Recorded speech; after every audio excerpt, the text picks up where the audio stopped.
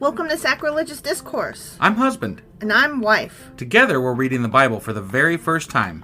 We grew up without religion and wanted to know what all the fuss was about. Well, what have we learned so far? That God is a dick, and apparently some people believe in talking donkeys? We're not trying to pass ourselves off as experts. Nope, we're just reading the Bible for the first time and giving our first take reaction. If you'd like to join us in this venture, you might consider starting at episode 1. Otherwise, jump in wherever you like. All right, let's go read the Bible. Yeah, let's get to it.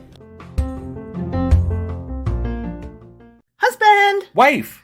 Do you not remember what we did yesterday because it's still Psalms? I totally not remember what happened yesterday because it's still Psalms. Correct. Yeah. So today we're reading Psalms 15, 16, and 17. And I'm very excited about a note that I get to add in one of these. Oh, so, yeah, okay. Yeah. I do want to add one thing today. One thing? Yeah, one thing. Just the one. So today is Memorial Day. It is. Happy Memorial Day. Happy Memorial Day.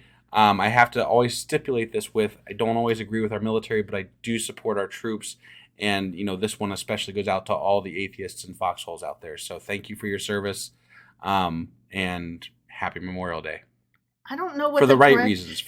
Yeah, I don't know what the correct way to say, I don't think it's supposed to be Happy Memorial Day. No, it's a thank you for your service, I think. Yeah, That's, like, thank you for laying your life on the line for us, and, if it were so needed. I don't think currently it's so needed, but right. You are willing to do that. So thank you. Yes. And for those that have, thank you. Yes. Okay. All right. Yeah. That sounds good. All right. So we're ready to go ahead and get into this? Sure. All right. Let's do this. Okie dokie.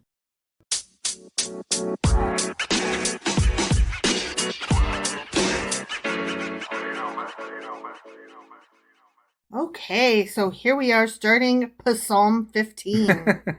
Are you ready? I am ready. A Psalm of David. A Psalm of David. A Psalm of David. Okay. Lord, who may dwell in your sanctuary? Who may live on your holy hill? Holy hell. He whose walk is blameless and who does what is righteous and who speaks the truth from his heart and has no slander on his tongue. Who does his neighbor no wrong and casts no slur on his fellow man, and who despises a vile man, but honors those who fear the Lord, who keeps his oath even when it hurts, who lends his money without usury and does not accept a bribe against the innocent. He who does these things will never be shaken. Okay. That's a short one. Yeah, but we're fucked. Well, yeah. Because, Yeah. So Psalm 15 is also referred to as the inhabitants of God's holy hill. Okay? God's holy hill. And it starts out, Lord, who shall abide in thy tabernacle? If you're doing the, King James version. Right, That's how it's referred to. Yeah. And authorship is traditionally assigned to King David, even though we know better. And this is often called an entrance liturgy, in which a worshiper asks the conditions of entering the worship place and a priest responds. Okay. The main topic is residence in God's tent and how to be in holiness. Got it. Okay. Yeah. And here is an extra note. In Psalm 12, the godly perished. And in Psalm 14, there is none righteous. That leaves a rhetorical question as to, well, who the fuck can ascend the mountain of God? Yeah. And Who? Who? I'm guessing not us, though. Not us. Yeah. Not the likes of us. No, we're right out. Yep, we're right out. Okay. So that is all the notes I had for Psalm 15. Okay. Anyway, Psalm 16. Anyway, Psalm 16. Sorry. Okay. And this one, too, is a Psalm of David. Okay. Keep me safe, O God, for in you I take refuge. I said to the Lord, I said, you are my Lord. Apart from you, I have no good thing. As for the saints who are in the land, they are the glorious ones in whom is all my delight. The sorrows of those will increase who run after other gods. I will not pour out their libations of blood or take up their names on my lips. Lord, you have assigned me my portion and my cup. You have made my lot secure. The boundary lines have fallen for me in pleasant places. Surely I have a delightful inheritance. I will praise the Lord who counsels me. Even at night my heart instructs me. I have set the Lord always before me, because he is at my right hand. I will not be shaken. Therefore my heart is glad and my tongue rejoices. La, la, la, la. My body will also rest secure, because you will not abandon me to the grave, nor will you let your Holy One see decay. You have made known to me the path of life. You will fill me with joy in your presence, with eternal pleasures at your right hand. Mm. So, okay, before I move on to my notes, which this is the one that I have a fun note to add. Okay. All right. But before I do that, I need to say, where it said, I will not pour out their libations of blood. Yeah. Okay, this is totally off topic. Yeah. Okay. Yeah. But, okay, so our microwave bit the dust recently. It really did. And it made us very sad. For It a second, did. we thought we blew a fuse, but no, we blew the microwave. Yeah. And so I sent a text to my mom regarding the microwave having died, and I said, pour one out for a real one. And my mom did not know what that meant. Neither pour one out nor a real one. I didn't know what a real one was. Right. So then I was annoyed that my mom didn't know these things. And so I was texting a couple of my friends. I had to explain these things to my mom. And I found out that most of them didn't know what pour one out or a real one is. So I just want to know how many people out there have no fucking idea what I'm talking about when I say pour one out or when I say for a real one. I think you're going to come across I don't know. We'll see. I thought they were common phrases. I thought they were common sayings. I bet more people don't know than you think. That makes me sad because they're good uns. Yeah. So when it said pour out their libations, I instantly was like, pour one out. Yes, exactly. Right. Okay. Okay. Back to the Bible now. Back to the Bible. But yes, please tell me if you know what pour one out means, and also if you know what a real one is. I did not know what a real one was. I know you. I'm talking to I'm just our letting you know. listeners. I didn't know. I know you didn't, and it made me sad. Yeah. But sometimes you don't know stuff. So sometimes I don't.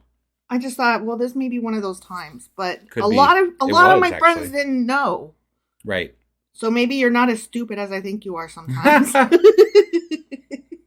All right. So here's some notes about Psalm 16. Ready? Okay. Yeah, I'm ready. Okay. This one's called A Goodly Heritage. Okay. And it starts out, Preserve me, O God, for in thee do I put my trust. Mm-hmm. Authorship is traditionally assigned to King David. This is a psalm of faith.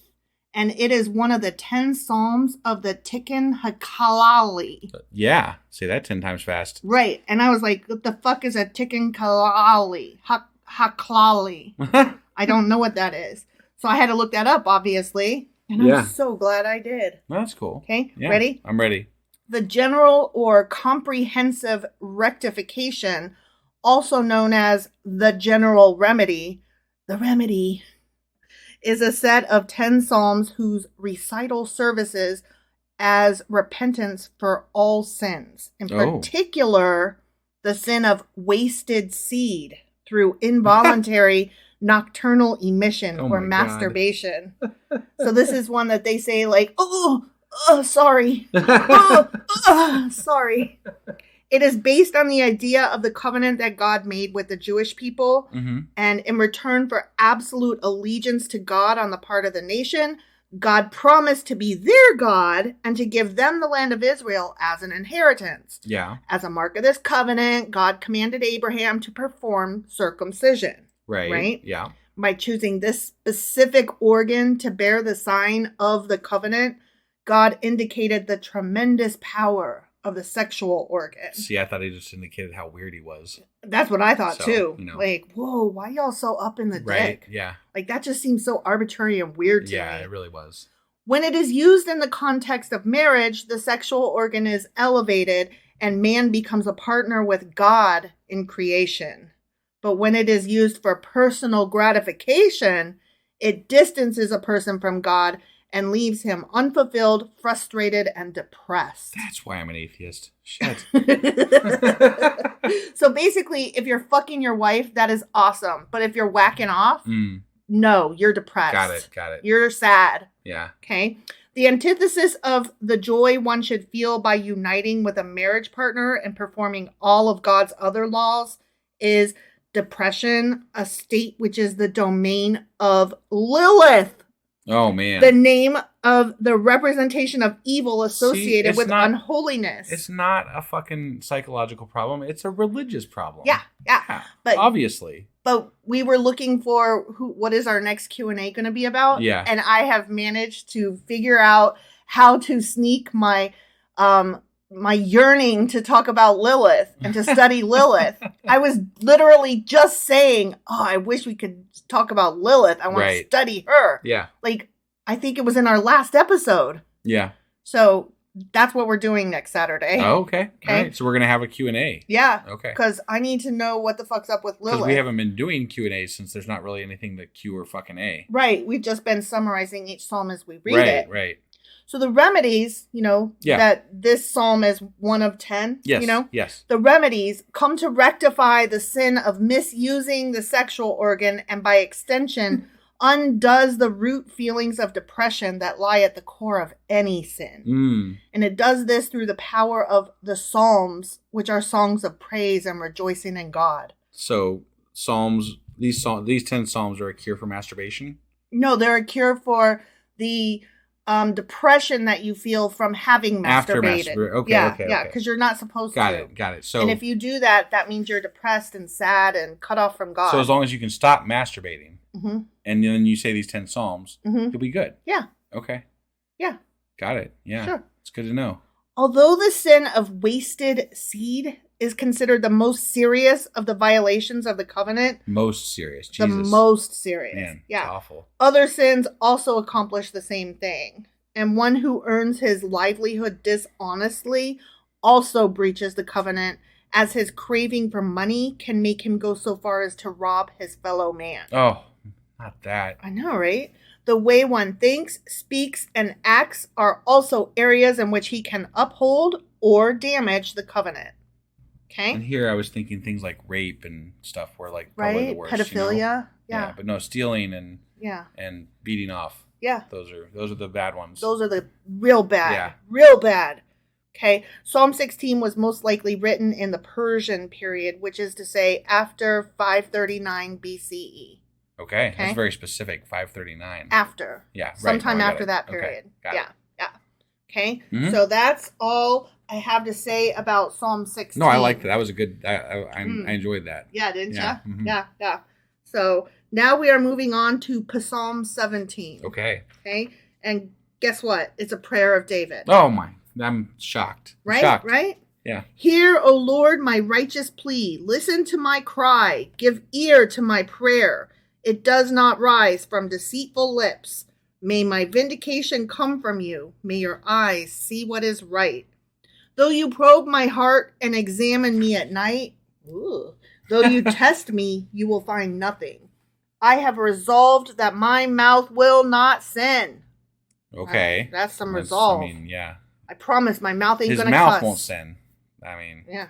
I don't know about my dick. The rest of you, I don't know. As for the deeds of men, by the words of your lips, I have kept myself from the ways of the violent. I ain't beat nobody today. Yeah, that's good. My steps have held to your paths. My feet have not slipped. I didn't drop a single arc today. Great. I call on you, O God, for you will answer me. Give ear to me and hear my prayer. Show the wonder of your great love, you who save by your right hand, those who take refuge in you from their foes. These psalms sure like God's right hand. I have something to say about that as soon as I finish here. Okay, sure.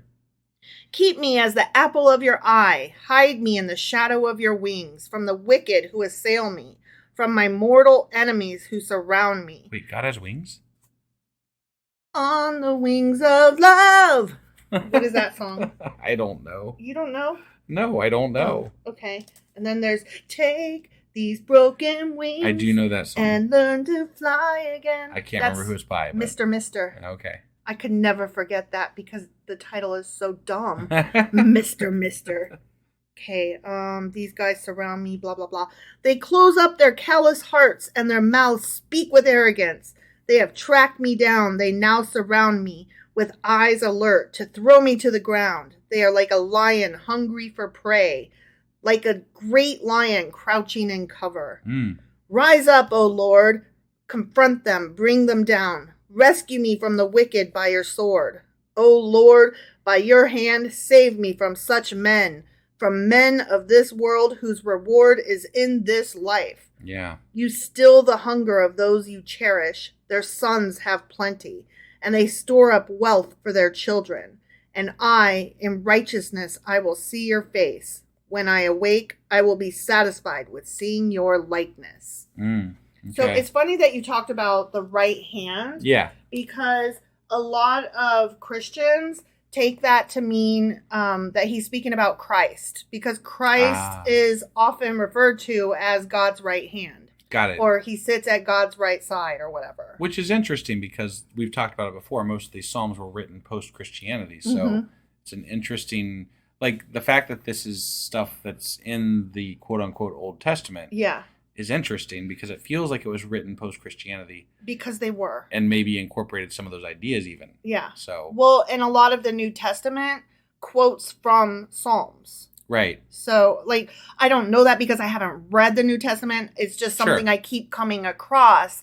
You know, this psalm, this line, this verse is quoted in XYZ in the New Testament.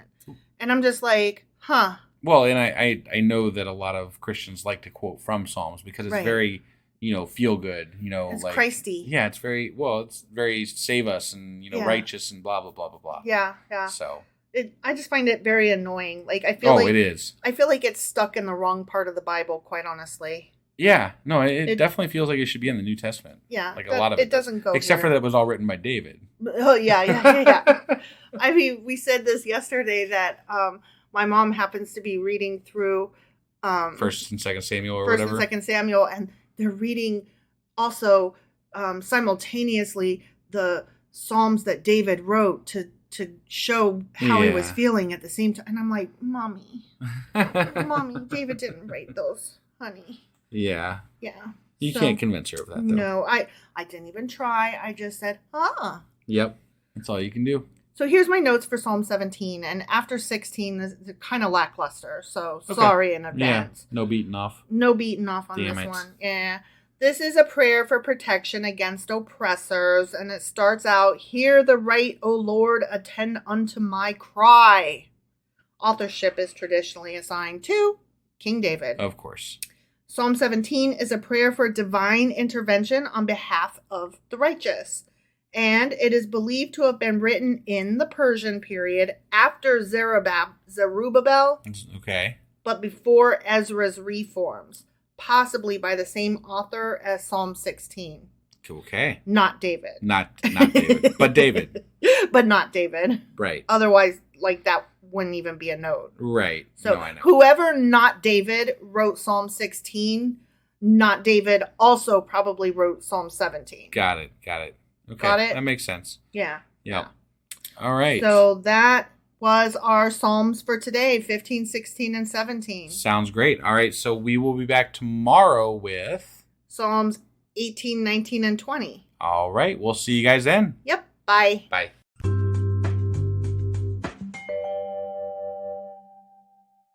Husband. Wife. Do you not remember what happened yesterday because we're doing Psalms? I still don't remember what happened yesterday.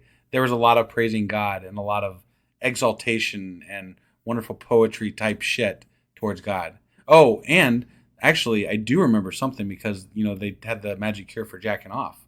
Oh, they did. Yeah. No wasted seed. That was some good shit, actually. Mm-hmm. That was a good little section. Yeah.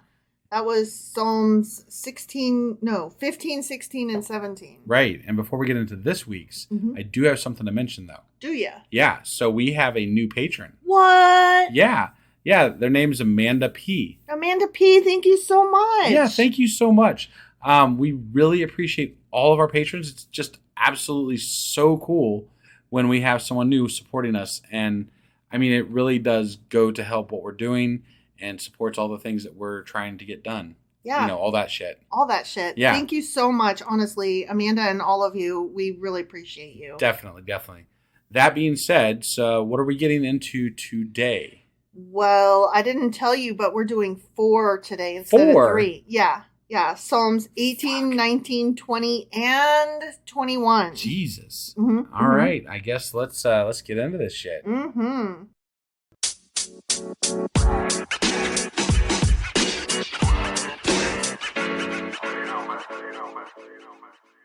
Okay, Psalm 18. Okay. Which it looks pretty long, and you want to know why? Why? Because it's the longest one. Oh, we're doing 4 and we're doing the longest one also? It wasn't my fault. Oh, it's just the way it happened. Bitch. I know. It just happened that way. It's not okay. Well, what you gonna do? I don't know. Let's get into this. Yeah, all right.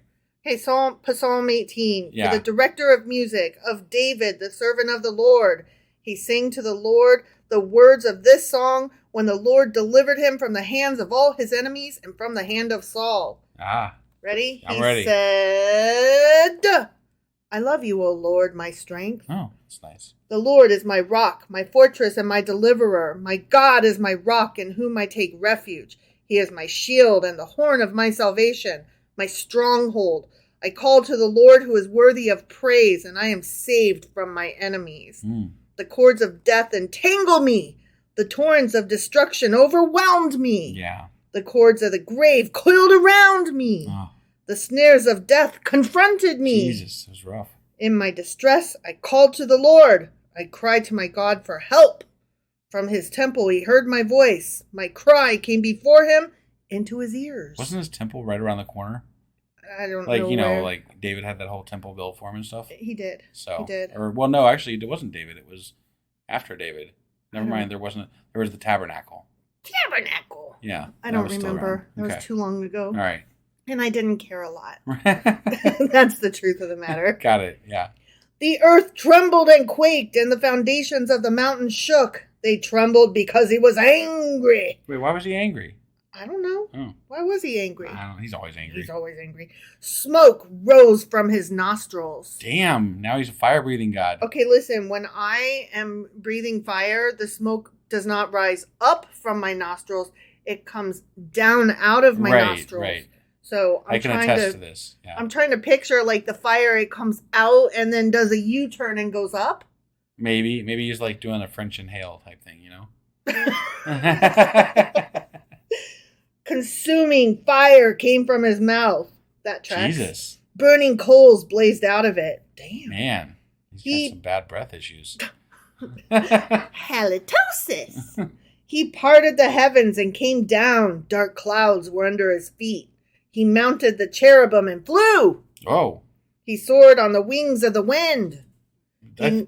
Last time he had wings himself, but now he's got to fly on the wings of the cherubim, huh? Take these broken wings and learn to fly again. I guess. He made darkness his covering, his canopy around him, the dark rain clouds of the sky. Out of the brightness of his presence, clouds advanced with hailstones and bolts of lightning. Okay. The Lord thundered from heaven. The voice of the Most High resounded.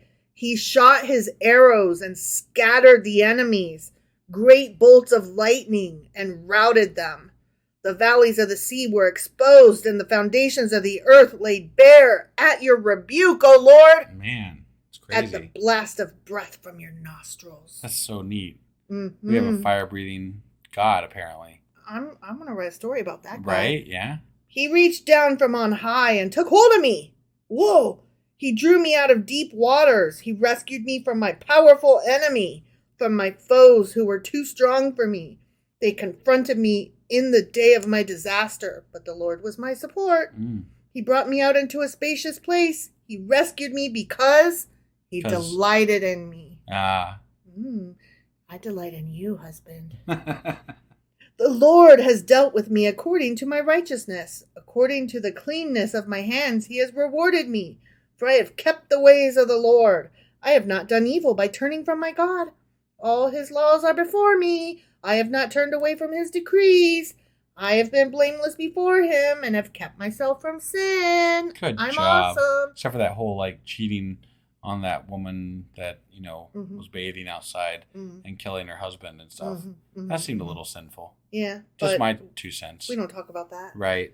The Lord has rewarded me according to my righteousness, according to the cleanness of my hands. The cleanness. In his sight. It's got to be very clean. At least in his sight. Yeah. To the faithful, you show yourself faithful. To the blameless, you show yourself blameless. Blameless. Yeah, that. To the pure, you show yourself pure.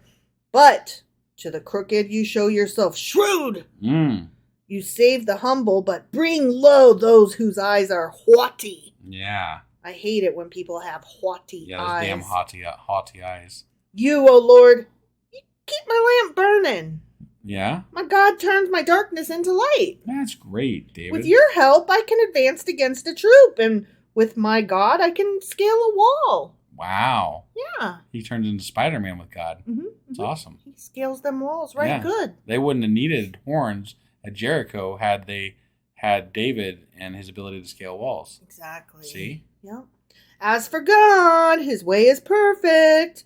The word of the Lord is flawless. He is a shield for all who take refuge in him. For who is God besides the Lord? And who is the rock except for our God? I mean, Dwayne is that is the also rock. And God is also Elohim. Yeah. And Yahweh and, all those other things or whatever. Yeah. A lot of different names. Whatever. It is God who arms me with strength and makes my way perfect. He makes my feet like the feet of a deer. He enables me to stand on the heights. Okay. He trains my hands for battle. My arms can bend a bow of bronze. You give me your shield of victory, and your right hand sustains me. You stoop down to make me great. You broaden the path beneath me so that my ankles do not turn. Awesome. My ankle did turn. That's why I have a broken foot. Right. Womp womp. I pursued my enemies and overtook them. I did not turn back till they were destroyed. I crushed them so that they could not rise. Yeah. They fell beneath my feet. You armed me with strength for battle. Awesome. You made my adversaries bow at my feet. Very cool. You made my enemies turn their backs in flight. Okay. And I destroyed my foes. They cried for help, but there was no one to save them. To the Lord, but he did not answer. I beat them as fine as dust borne on the wind. I poured them out like mud in the streets. You poured them out, huh? I poured them out. Yeah. You have delivered me from the attacks of the people. You have made me the head of nations. People I did not know are subject to me. As soon as they hear me, they obey me. Foreigners cringe before me. They all lose heart. They come a-trembling from their strongholds. The Lord lives! Praise be to my rock! Exalted be God my Savior! He is the God who avenges me, who subdues nations under me, who saves me from my enemies. You exalted me above my foes. From violent men you rescued me.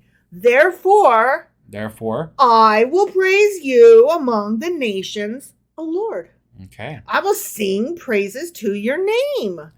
He gives his king great victories. He shows unfailing kindness to his anointed, to David and his descendants forever. The end. Great. Okay, that was a bad. really long fucking psalm. It was, but it wasn't too bad. It could have been much, much worse. I mean, it could have, yeah. Right. But it wasn't. It was just that much worse. Exactly. Precisely. Psalm 18 is a thanksgiving for deliverance. And it starts out, I love you, O Lord, my strength. And at 50 verses, it is, as I said, the longest psalm in book 1 of the book of Psalms, which, let us not forget, is Psalms 1 through 41. So it couldn't have been much worse. That was about as worse as it gets. That's as worst as it gets, but there might be a little bit worse in the future books of the Psalms. Got it. Right? Yeah. This psalm borrows material from, and thus is almost identical to, 2 Samuel chapter 22. Okay. Neato. Yeah. Verse 1 of the psalm, I love you, O Lord, my strength, is not included in the Samuel version. So they're not totally identical. Got it. Okay? Yeah. That's so all I got you're telling about me we that already one. read that. Yeah. At some point, basically. Most of it, yeah. Okay. Yeah. Great. Yep. God is great. God is good. Good He stuff. is strong. I am weak. And he breathes fire. Yeah, I mean, that pretty much, like the breathing fire thing, that really got me. Yeah. I'm like, oh, God breathes I fire, don't huh? exactly recall reading that, but sometimes the Bible is boring and I don't pay attention. Right.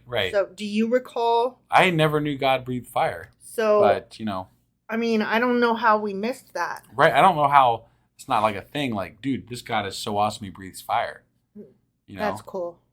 Maybe that's just like one step too far down the crazy train. I don't know. That's too far. That was what was too far. The other stuff, not so much. That was too far. Right. Okay. So now let us get into Psalm 19. Okay. Yeah. Psalm 19 for the director of music, a psalm of David. Okay. The heavens declare the glory of God. The skies proclaim the work of his hands. Day after day they pour forth speech. Night after night they display knowledge. There is no speech or language where their voice is not heard. Their voice goes out unto all the earth, their words to the ends of the world. In the heavens he has pitched a tent for the sun. He pitched a tent. I knew as soon as you said it, you're like gonna start laughing. Yeah, because the sun turned him on. Right. What? Yeah. What? Okay, so in the heavens he has pitched a tent for the sun, which is like a bridegroom coming forth from his pavilion, like a champion rejoicing to run his course. Okay. If that ain't sexual, I don't know what is. Okay. It rises at one end of the heavens and makes its circuit to the other. Nothing is hidden from its heat. Okay. The law of the Lord is perfect. Perfect. Reviving the soul. The statutes of the Lord are trustworthy, making wise the simple. The precepts of the Lord are right, giving joy to the heart.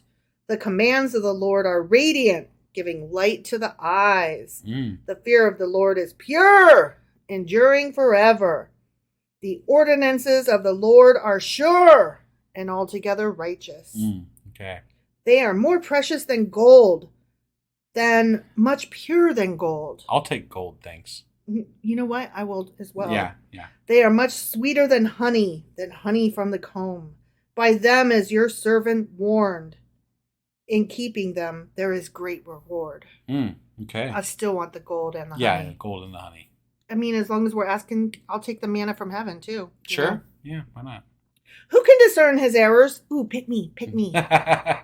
Forgive my hidden faults. Keep your servant also from willful sins. May they not rule over me. Then I will be blameless, innocent of great transgression. Yeah, I need help from God because I can't control my own damn self. Yeah, I don't truck with that. I'm not in charge of me. Only God can keep me good. Right. Yeah, that's not okay. No, I don't think so either. You are in charge of yourself. Yeah. So yeah. You're in charge of you. Make good choices and, feel bad when you don't, and don't blame God or the devil. Right. You know? Yeah.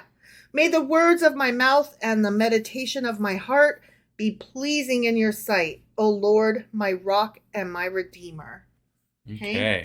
So let's talk about Psalm 19. You know what would be funny? It'd be funny to read this with the idea of the rock as, like, every time they say the rock, like, we think, you just imagine the rock. The Rock. Yeah. Dwayne He Johnson. He doesn't want to be referred to as the Rock anymore. He's a serious actor. You can never fully separate the two, though. No, it's true. It's just impossible. And you know what? He is a good actor, but I will forever, ever after now only love him as, what's his name? Maui in Moana. Got it. Because his voice was it was so good. He conveyed it so well. Yeah. I really enjoyed him as Maui. Right.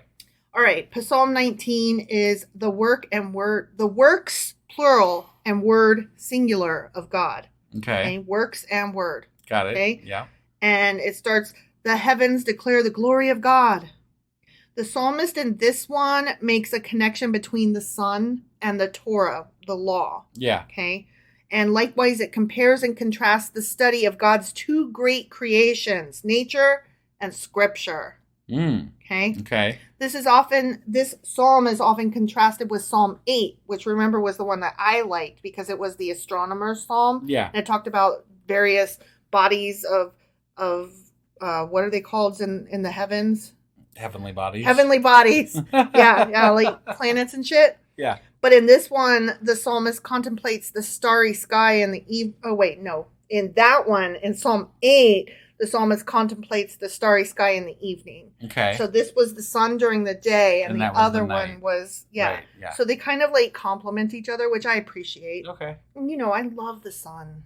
I'm love a the sun girl. Yeah. Yeah, my mama always calls me her sunshine. Got it. So I like it. Yeah.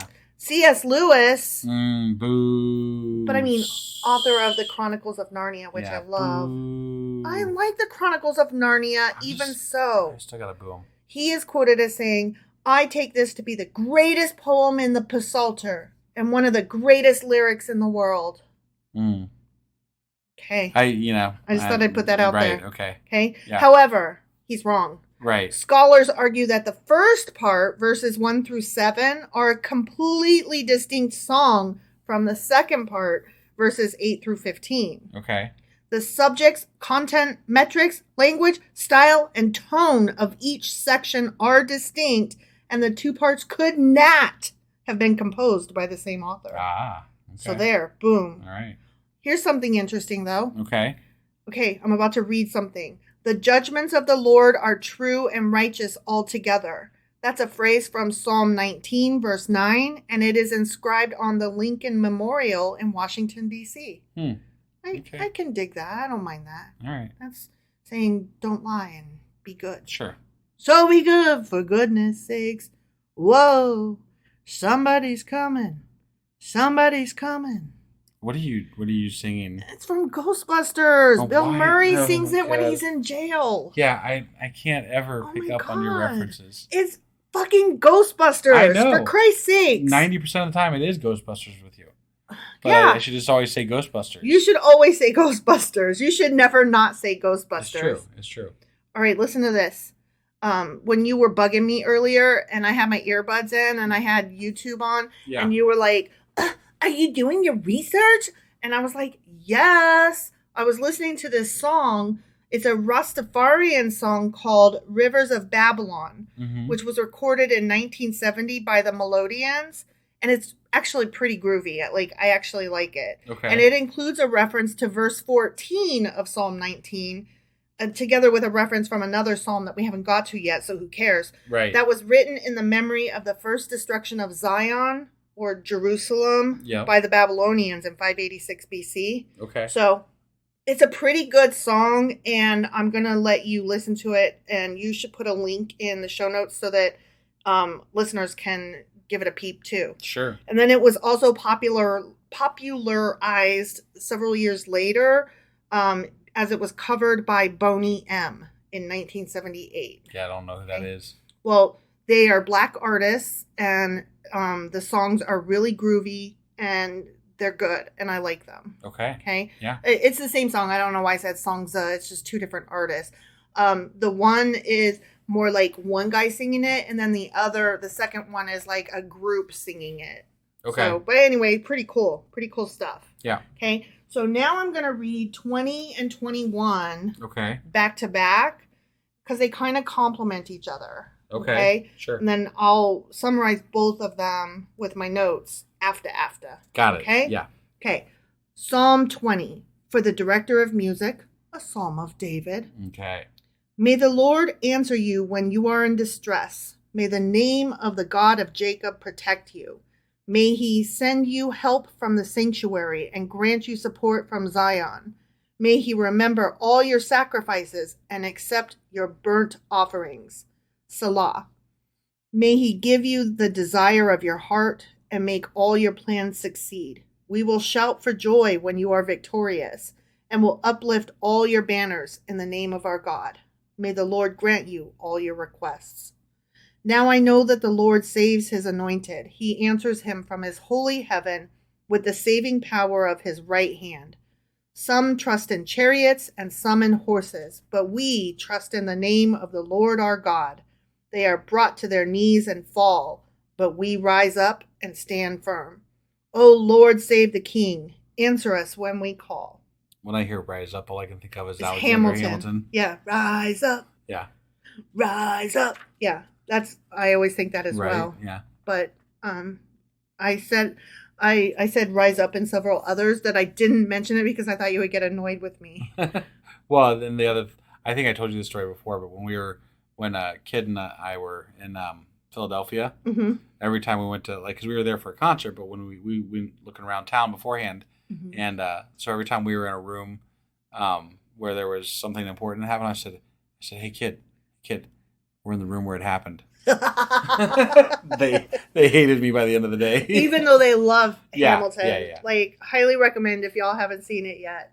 I think it's fantastic. Yeah. Anyway, Psalm 21, for the director of music, a psalm of David. Okay. O Lord, the king rejoices in your strength. How great is his joy in the victories you give. You have granted him the desire of his heart and have not withheld the request of his lips. Selah. You welcomed him with rich blessings and placed a crown of pure gold on his head. He asked you for life and you gave it to him, length of days forever and ever. Through the victories you gave, his glory is great. You have bestowed on him splendor and majesty. Surely you have granted him eternal blessings and made him glad with the joy of your presence. For the king trusts in the Lord, through the unfailing love of the Most High, he will not be shaken. Your hand will lay hold on all your enemies. Your right hand will seize your foes. At the time of your appearing, you will make them like a fiery furnace. In his wrath, the Lord will swallow them up, and his fire will consume them. You will destroy their descendants from the earth, their posterity from mankind. Though they plot evil against you and devise wicked schemes, they cannot succeed, for you will make them turn their backs when you aim at them with drawn bow. Be exalted, O Lord, in your strength. We will sing and praise your might. And I So think that's the end. he's got that fire breathing stuff going on again. Yeah, definitely. So Psalm 20 is a prayer for victory. Yeah. And starts, the Lord hear thee in the day of trouble. Okay. This psalm and the following, 21, are closely related. They are both liturgical psalms. And I looked up liturgical, which I will get to in a minute. Okay. The first is an intercession. The second is thanksgiving. But in both, the king is the prominent figure. And they were both short, and that's why I read both of them. Sure. Okay. And what is a liturgy, right? Yeah. I don't fucking know. Do you fucking know? I've heard it before. I just don't. No, have I. But do you know what the fuck a liturgy is? No, I do not. No, I don't either. So a liturgy is the customary public ritual of worship performed by a religious group. Oh. Liturgy can also be used to refer specifically to public worship by Christians. As a religious phenomenon, liturgy represents a communal response to and participation in the sacred through activities reflecting praise, thanksgiving, remembrance, supplication, or repentance. It forms a basis for establishing a relationship with God, and technically speaking, liturgy forms a subset of formal ritual. Okay. So it's the formal ritual of worshiping God. Got it. Okay. Yeah. So scholars suggest that this one was written during the reign of Jehoshaphat. Oh. Yeah. And the 70 words in this psalm may reference either the 70 years of exile between the first and second temples, or conversely, the 70 cries of pain associated with childbirth. Yeah. And it's recommended that during times of distress that you recite this psalm. Yeah.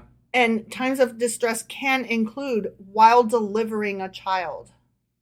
I can't even imagine the horror that would cross my mind if I started hearing somebody recite a psalm while in the giving middle birth. of fucking childbirth. Yeah. I'd be like, what the fuck is going on here? Right? This is nutty. This is not okay. No. So Psalm 21 is a praise for deliverance from the enemy. And it begins, the king shall joy in thy strength. Okay. The king is often credited with being an example of the moral state of a kingdom in the Old Testament. So, right.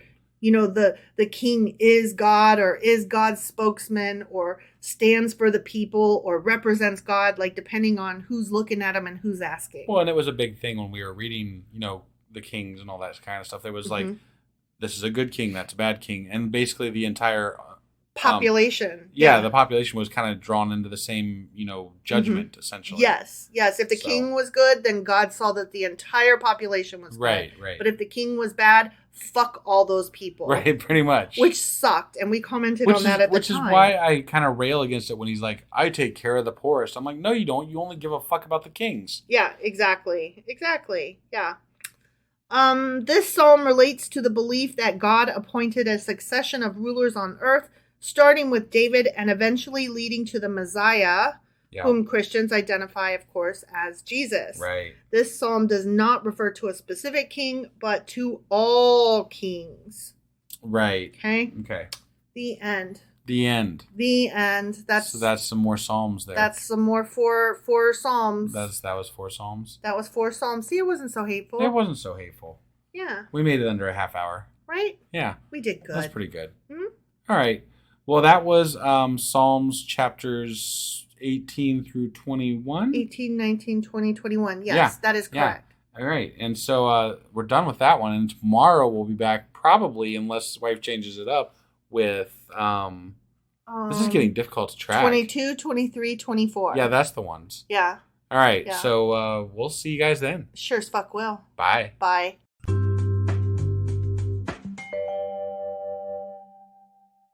Husband! Wife! Do you not remember what happened yesterday because we're in Psalms and it's not a story? I actually don't remember what happened in Psalms yesterday. So, yeah, because it's Psalms and it's not a story. Yeah. But we did some Psalms and there was some, We sure as fuck did. They like God a lot.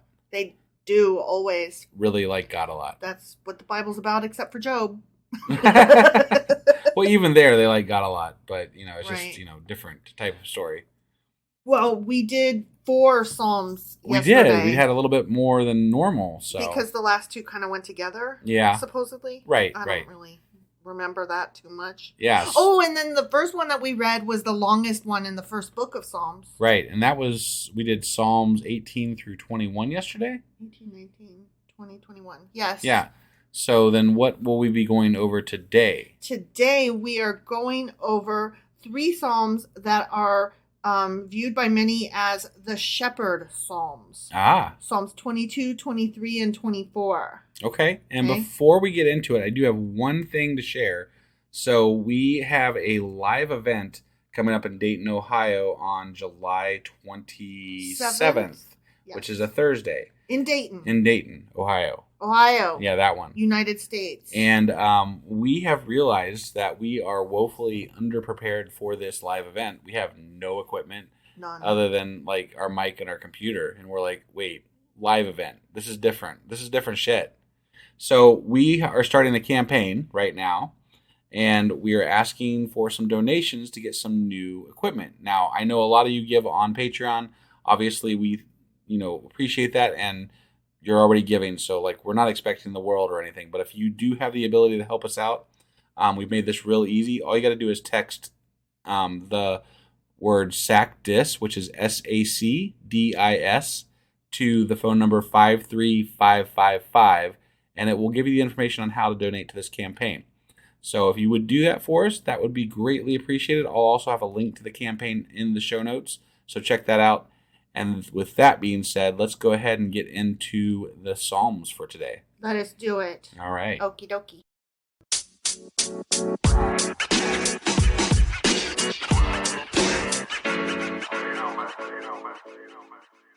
All right. We are going to start with Psalm 22. Okay.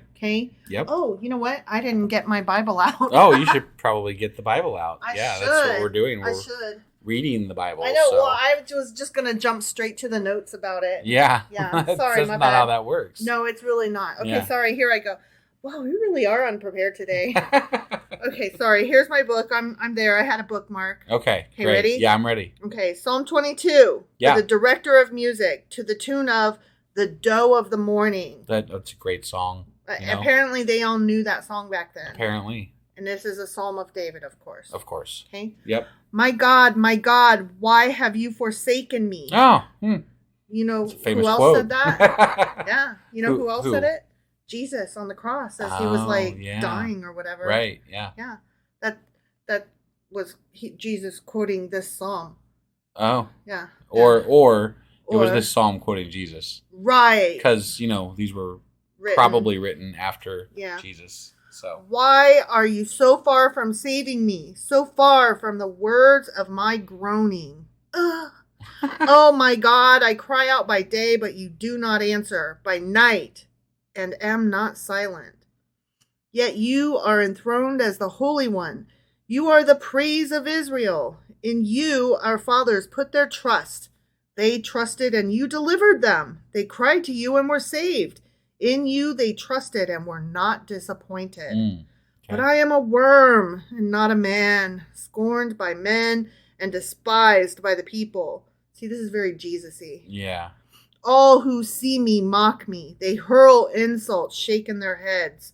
He trusts in the Lord. Let the Lord rescue him. Let him deliver him, since he delights in him. If the other people are worshiping God too, why would they be ridiculing him for worshiping God? Is he one of those people that worships maybe a little too much? I'm not sure I'm following you. Well, everybody says he's a worm and he's a whatever. Well, if this is a Jesus-y thing, then they were making fun of him because he was claiming to be the Son of God. Oh, and they're like, "You're an idiot." Got it. He was like, "Totally not." But it's technically a David thing. Right. So I'm just saying. I honestly don't know. I couldn't tell you that. Okay. All right. Yet, continued the psalm, you brought me out of the womb. You made me trust in you even at my mother's breast. Wow. That was early on with the trust there. I don't know if a baby can have faith. I don't really think that is possible. Yeah. Right. They don't even have a thought process beyond I'm hungry and I shit my diaper. And their balls have barely descended. They haven't. Right. They still sing high, except they don't even sing high. They don't sing at all because they're babies. Right. Yeah. Unless they're in some countries that nurse their babies well into childhood. That could then their balls might have almost descended. Yeah. But it's true. I don't know. Right. From birth I was cast upon you. From my mother's womb you have been my God. That's not true. That's just not true. Do not be far from me, for trouble is near, and there is no one to help. Many bulls surround me, strong bulls of Bashan. Ooh, what's Bashan? Og of Bashan? Well, I mean, yeah. Well, there was a land, too, though. Oh, yeah. Remember? Yeah, because Og was of it. Yeah, he was of it. Yeah, okay. So strong bulls of Bashan encircle me. Roaring lions, tearing their prey, open their mouths wide against me. I am poured out like water, and all my bones are out of joint. I feel like all my bones are out of joint. I mean, technically, you're supposed to be wearing a boot. I don't have to wear it around the house because the ground is flat and even. So some of your bones are actually out of joint. They are. My heart has turned to wax. It has melted away within me. I kind of like that imagery, honestly. Yeah. My strength is dried up like a potsherd. That was brought up somewhere else. I think we looked it up even. It's a pot shard. Yeah. But they say sherd instead of shard. Sure. And I don't know why. Right. It's like a ceramic bit. Mm-hmm. Yeah. It's a shard. Right. Literally. Yeah. And my tongue sticks to the roof of my mouth. You lay me in the dust of death. Ooh, dust of death. That's kind of nice imagery. Dogs have surrounded me. A band of evil men has encircled me. They have pierced my hands and feet. See, Jesus. Oh, yeah. I can count all my bones. People stare and gloat over me.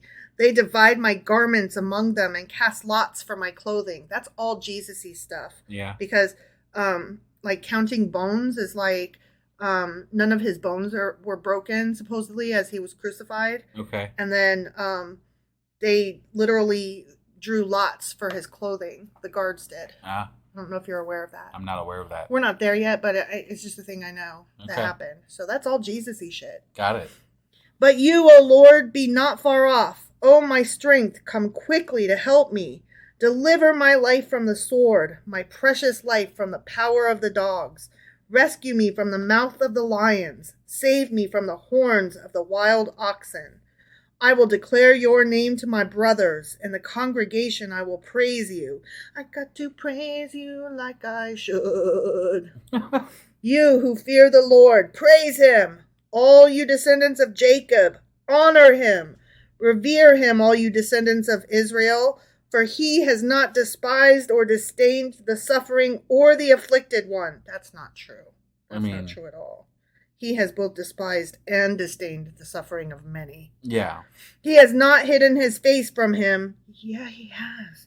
But has listened to his cry for help. He may have listened, but he didn't respond. From you comes the theme of my praise in the great assembly. Before those who fear you, will I fulfill my vows. The poor will eat and be satisfied. They who seek the Lord will praise him. May your hearts live forever. All the ends of the earth will remember and turn to the Lord, and all the families of the nations will bow down before him, for dominion belongs to the Lord, and he rules over the nations. All the rich of the earth will feast and worship.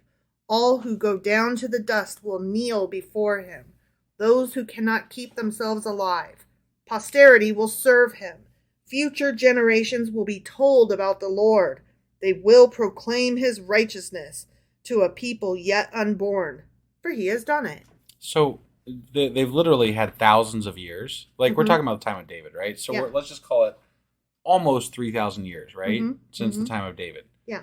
And yet, not all the nations worship God, the God of the Bible. Right. So, like, you've had thousands of years to spread the word, to get the, to be the best and whatever, and you're still not on top of the world, Most of the world knows about you. Yeah. Most. But not all. But not all. Yeah. So. Which is one of my arguments, because, all those undiscovered places where people have never heard of. Right. Of God, I guess they just get to go to hell, huh? They have reasons for that sometimes. It's always bullshit. Yeah, like, I guess there's an exception for the people that have never heard of them. I've never seen that in the Bible. I've heard people, right? But I mean, people say that there's probably some word somewhere in the Bible that they're like that's how they get an exception. Right, but then once a stupid ass, what are those people called that go to other countries and try to evangelicalize them? You know what I'm talking about? Yeah. Not mercenaries. Missionaries. Missionaries, not mercenaries. Missionaries. Yeah, like missionaries. Once they tell you about God, then you're no longer free. Right. To yeah. You've lost that freedom. So everybody's like, please do not come. Right. Okay, so Psalm 22 is referred to as a cry of anguish and song of praise. Also, as we found in the beginning, it's referred to as the Hind of the Dawn. Mm-hmm. And that was a song that was obviously well known to the people back then. Okay. So, yeah, right. I mean, they just toss it out like, that one song? Yeah, that one song. Yeah. And they're all like, yeah. Yeah. So it starts out, my God, why hast thou forsaken me? Which we all know is a very famous phrase. Yeah. Like, even you had heard of it. Right. Psalm 22 is about a person who is crying out to God to save him from the taunts and torments of his enemies. And in the last 10 verses, turns to thanking God for rescuing him. Ba-bum. And Jewish interpretations of Psalm 22 identify the individual in the psalm with a royal figure, usually King David or Queen Esther. Okay. Interesting enough, right? Yeah. But the psalm is also interpreted as referring to the plight of the Jewish people and their distress and alienation while in exile, which that tracks. Sure. Verse 29 is a part of the Song of the Sea. And I was like, the fuck is Song of the Sea? It sounds familiar. As well it should. Okay. Because the Song of the Sea is a poem that appears in the book of Exodus. Remember? Okay. It's Exodus chapter 15, verses 1 through 18. And remember, I kind of tried to sing it. It's followed in verses 20 and 21 by a much shorter song that is sung by Miriam and the other women. Okay. Do you remember all that? I kind of remember that, yeah.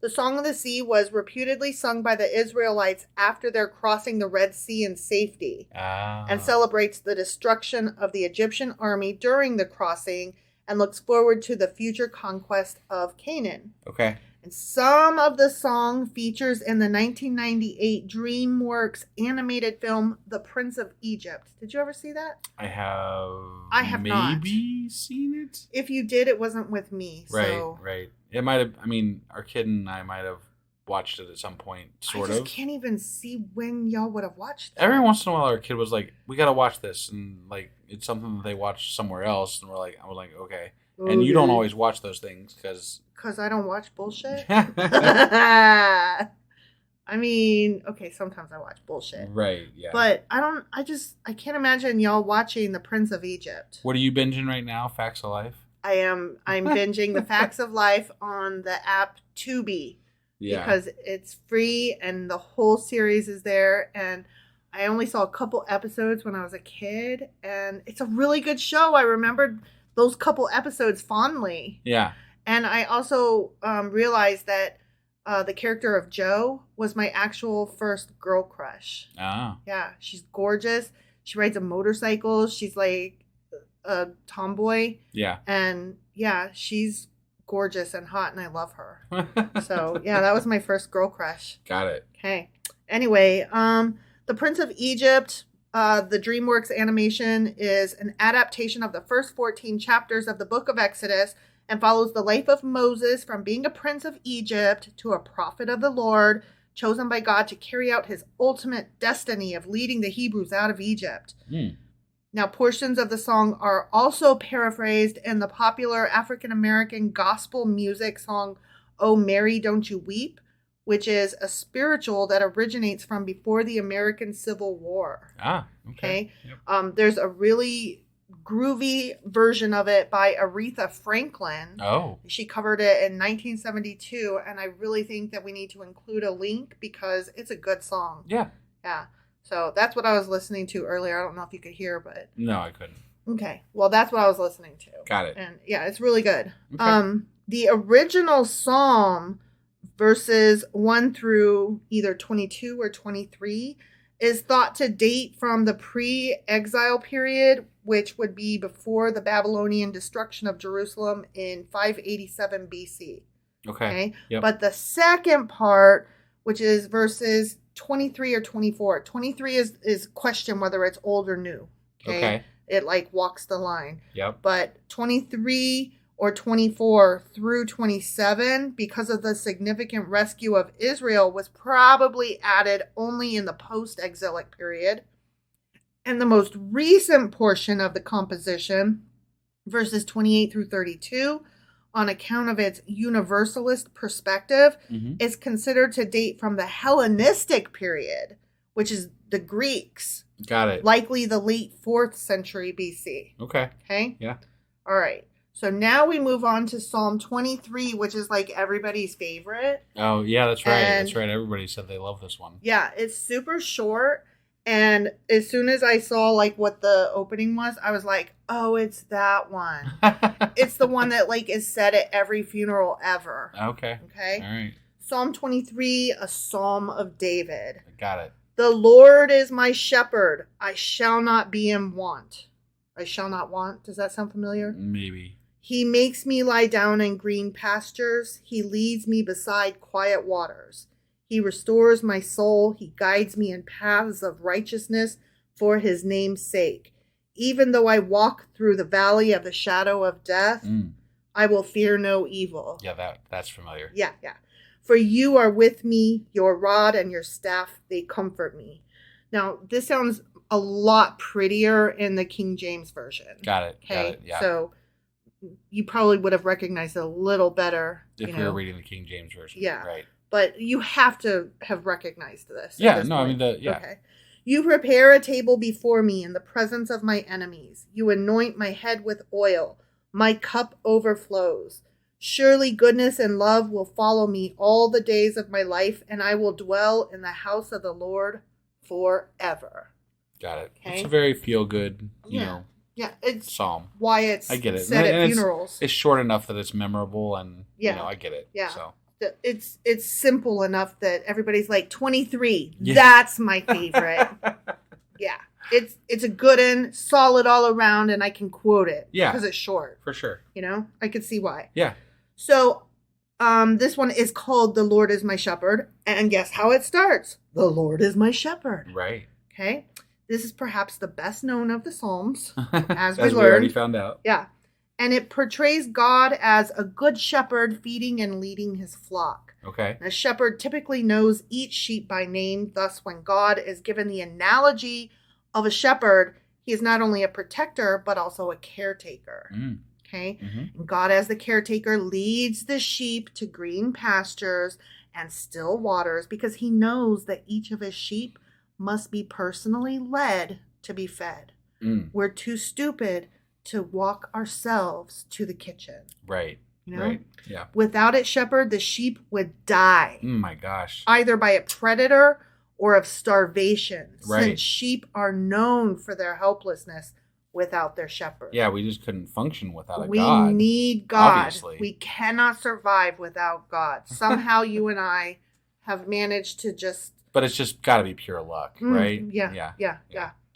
Though this psalm is attributed to David, scholars commonly date it to the post-exilic period. Okay? Yep. And often it is sung, or versions of it are sung to Amazing Grace. Oh, Are you familiar with Amazing Grace? Of course. Okay. Do you know the words to Amazing Grace? Amazing. Oh, Grace. Jesus, Yeah, that was bad. so bad. I'm not going to pretend there. This is how it goes because I'm going to show you different rewrites to fit it now, okay? Okay, the song goes, Amazing Grace, how sweet the sound that saved a wretch like me. I once was lost, but now am found.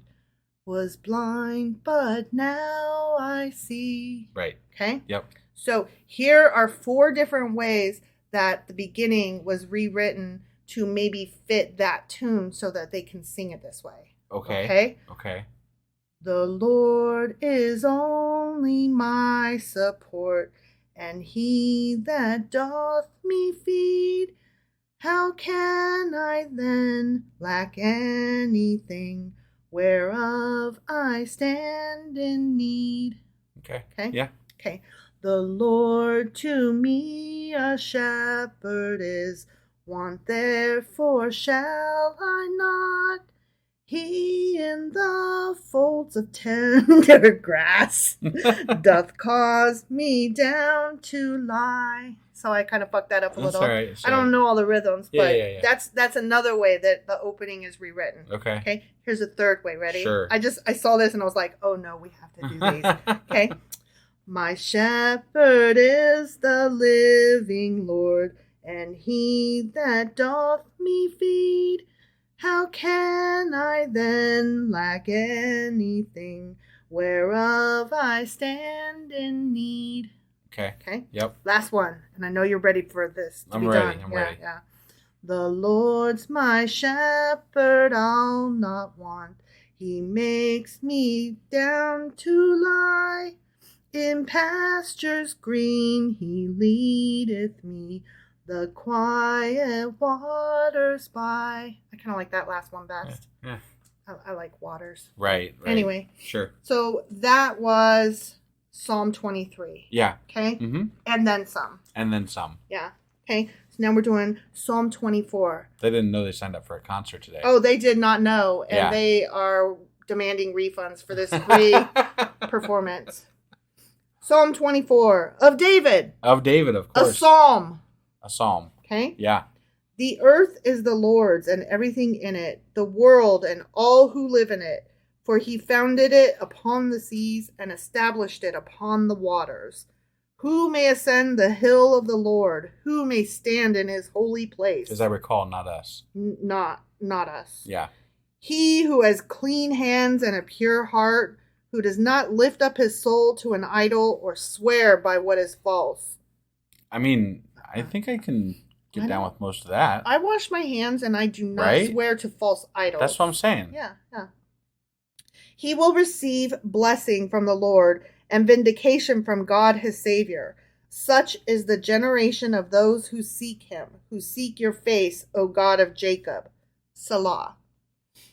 Lift up your heads, O you gates. Be lifted up, you ancient doors, that the King of glory may come in. Who is this King of glory? The Lord strong and mighty, the Lord mighty in battle. Lift up your heads, O you gates. Lift them up, you ancient doors, that the King of glory may come in. Who is he, this King of glory? The Lord Almighty. He is the King of glory. Okay. I have a feeling like the original translation would like be so much better because it sounds so weird. I don't have a lot of faith in that, honestly. I don't know. That it would be better. It just sounds weird. Right. So they didn't have, things weren't as sophisticated back then. So like their songwriting abilities probably weren't, top notch. They were like, magic. Guessing. Magic is good. The good magic. It is so good, that magic. Right. That magic is damn so fucking good. It is good. Okay, so Psalm 24 is called the King of Glory and begins, the earth is the Lord's and the fullness thereof. Yep. David may have composed this psalm after buying the Temple Mount, intending for it to be sung at the dedication of the temple by his son Solomon. So they actually think that maybe this is one. Maybe this is one that was actually written by David. Maybe. Okay. The Talmud notes that when Solomon came to dedicate the temple and bring in the Ark of the Covenant, the gates refused to open. They acceded only after Solomon prayed for them to open in the merit of his father David. He's like, please, gates open. Yeah. And they were like, nah. And he's like, but my daddo, though. Right. Y'all love David. And they're like, oh, David? Yeah, fuck yeah, here, go in. Psalm 24 is also recited as a prayer for financial success and to protect from a flood. Oh, okay. I'm surprised we do not see this in a insurance commercial. Like, seriously, wouldn't that be the perfect combination of all of those? Yeah. Bring them all together. Right. So those are your shepherd psalms. Okay. 22, 23, and 24. Yep. And done. Okay. I don't know that I have a lot of comments other than what I've already said. It's they're psalms. They're psalms, and they're just they're not stories. I mean, we went into this thinking like, okay, this is the poetry, this is the whatever, and I'm not overly impressed. I merely don't want to interrupt because I don't want to we are interrupting some. But not as much as we normally do. But more than we did at first. More than we did at first, because it's getting a little repetitive. And it's getting a little like, okay, we get it. God's awesome. You love God so hard. God's awesome, whatever. Yeah. Okay, yada, yada, yada. I'm a worm, you're a worm, everybody's a worm. Right? I count my bones. I mean, that's kind of how, it's just... Yeah. It's like, okay, all right, I get the gist of it. God's great and good. I wish he would hear us. Do you hear us? He hears us. We're supposed to praise him and all that shit. So right, we got to praise him like we should. Right, yeah. All right. Well, that was Psalms chapters 22 through 24. 24, yeah. And that does it for today. Tomorrow we will be back with, hypothetically, unless there's a continuation of one that we need to go an extra chapter for, 25, 26, 27. All right. And we will see you guys then. And don't forget about our Texty campaign. Yeah. 53555. Text the word SACDIS, SACDIS, to help us out with our equipment campaign here and the equipment that we need coming up for this live event we got going on. Thank you guys. Dayton, Ohio on the 27th. And if you guys can make it. Yes. Please come down to Dayton, Ohio. Come to Dayton. That would be amazing. July 27th. That's what I said. I know. I'm just saying it again. July 27th, Dayton. All right. We'll talk to you guys later. Bye. Bye.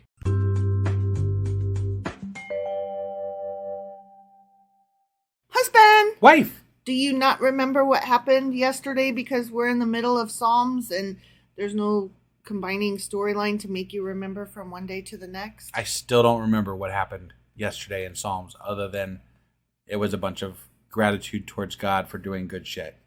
Yeah. And things like that. It was humbling yourself and blah, blah, blah. And how great thou art. Or Psalms, whatever. Psalms, and Psalms. It was 22, 23, and 24. Yep, that's what it was. And which Psalms are we reading today? 25, 26, and 27. All right, let's go do this. Okie dokie.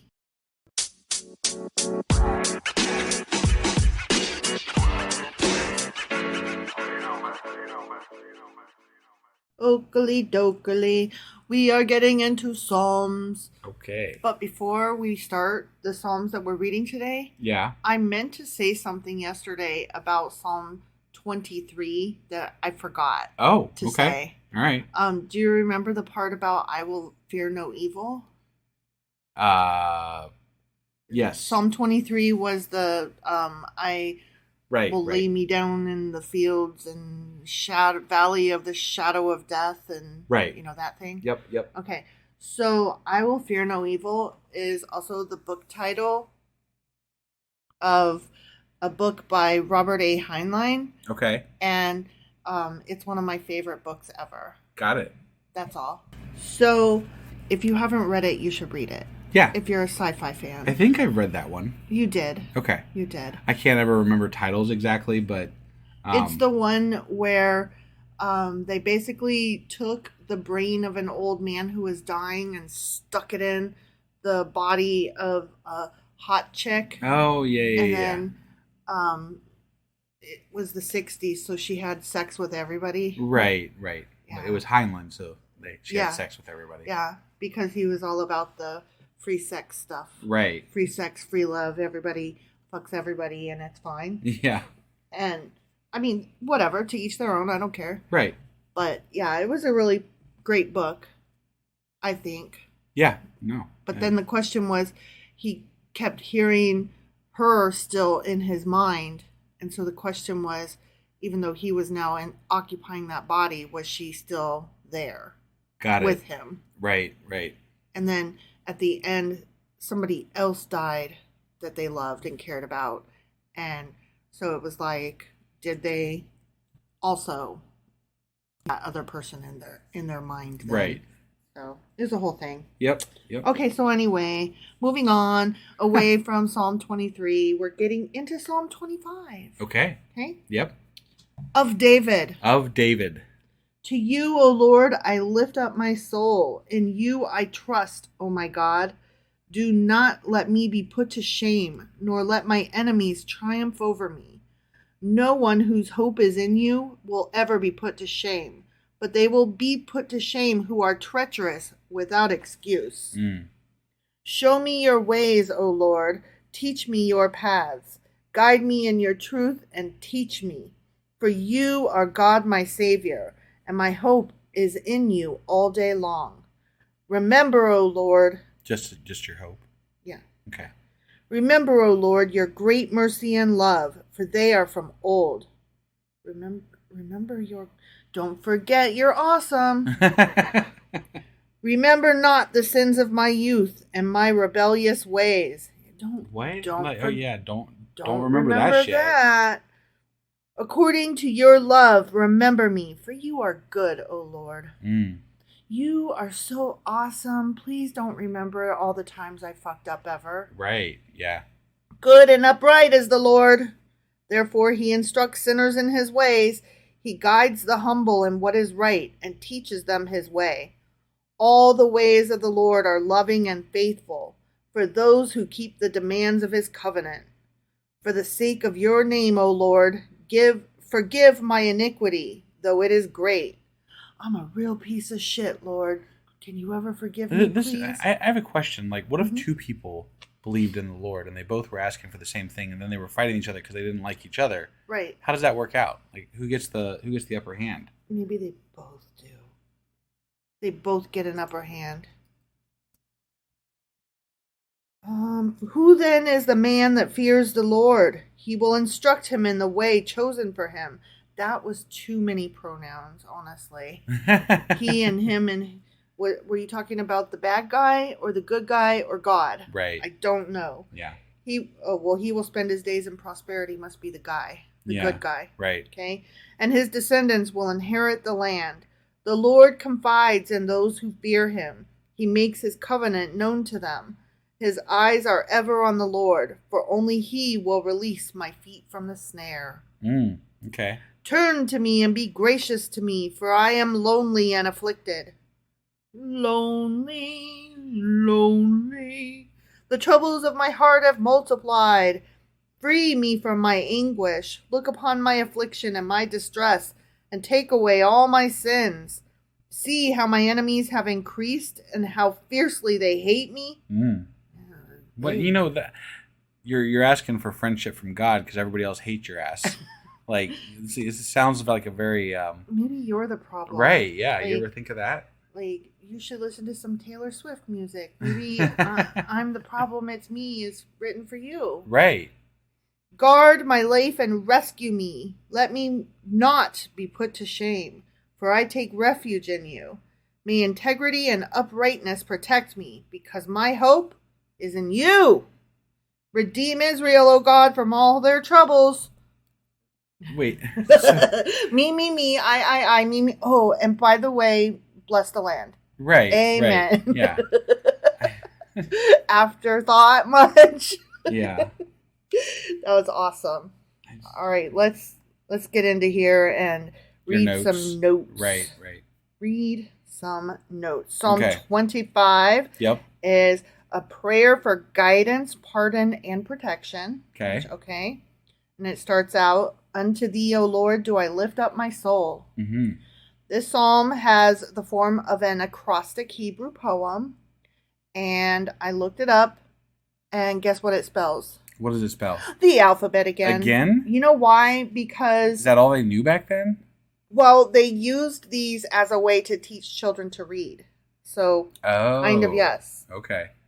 Scholars date this psalm to the Persian period prior to Nehemiah, between about 539 and 445 BCE. So these were like in the Hebrew primer. Mm-hmm. Yeah. Well, they took their reading and education very seriously. Sure. So, they didn't have somebody like DeSantis that was, banning books and, burning books and stuff, removing them from libraries. That Amanda Gorman, the poet, youth poet laureate, right, that spoke that poem at Biden's inauguration. It's beautiful. So beautiful. Her poetry has been banned in several Florida schools now. I heard that. That's such a tragedy. It's a travesty. Yeah, I can't even imagine that. It's her. Whatever. I'm speechless. That's ridiculous. Yeah. So, that reminds me. Your mom sent me this awesome book list. It was from the New York Times, and it was like 25 books to read this summer or something like that. Yeah. And 'cause she knows I love me a good book list. Right. Well, I don't typically read the comments of anything ever, except for book lists, because a lot of times people will either comment on a particular book, and that kind of will give me an idea of what it's about, or, just a thought on it. And the other thing that they will do is make suggestions of other books, which, again, I love me a good book list. Yeah. Well, at least a quarter of all of them were, unless you're in Florida, like, this list isn't for you. Or, good luck trying to read these if you're in Florida, that kind of thing. Maybe we can just circumcise Florida. Circumcise them. They are the tip, right? Yeah, they are. Well, there's a, I guess movedon.org is putting together a banned book wagon. And they are going to be following DeSantis around the state and around the country and giving out free banned books everywhere he is. That's awesome. Right? I approve. Yeah, I was like, if I was going to give funds to anything, I don't typically give to movedon.org. I don't know. They just seem a little loosey-goosey, but that is something I would consider. Right. Like, I love me some banned books. You know? Yeah. So anyway, this psalm likely refers to the period when Absalom was heading the great rebellion against David, which it seems like most of them do. Yeah, right? yeah. Honestly. But Psalm 25 is the third most sung psalm in worship services. Huh. Only Psalm 119 and Psalm 89 are sung more frequently. Interesting. Right? Yeah. Well, and I started thinking, like, wait a minute, what about Psalm 23? No. Sung is the key word there, here. Yeah. Right. Okay. Like, everybody knows Psalm 23, but that's the one that's usually uttered at funerals and stuff. This is the one where they're like, pull out your book and pull up page Psalm 25 and sing along with us. Yeah, exactly. Right. Yeah. And then, you're still trying to flip through the book, trying to find it while everybody else knows it by heart already. They know it by heart. I'm like every time I've ever gone to a church service, I'm like, like, pull out your book and go to this page. And I'm like, wait, there's books? There's a book. Okay. Okay, and they're already fucking singing. They're I'm already like, singing. what the fuck is going on here? And half of them don't even have a book, and they're just singing. Yeah, I'm like, Jesus. Like, there is nothing that makes you feel more stupid and judged. Because why don't you already know this song, husband? Yeah. Why? I think I've told this story before, but like it was when I was in Scouts, and so it's not a song, but they used to do the Lord's Prayer all the time. I didn't fucking know what the Lord's Prayer was. Right. And so for the longest time, I was just like, kingdom come, thy will be done on earth as it is in heaven.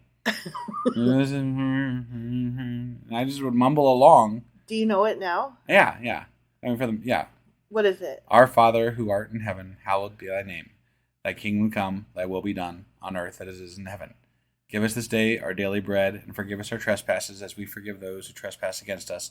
Lead us not into temptation, but deliver us from evil. For thine is the kingdom, and the glory, and the power, forever and ever. I believe. Amen. Whatever.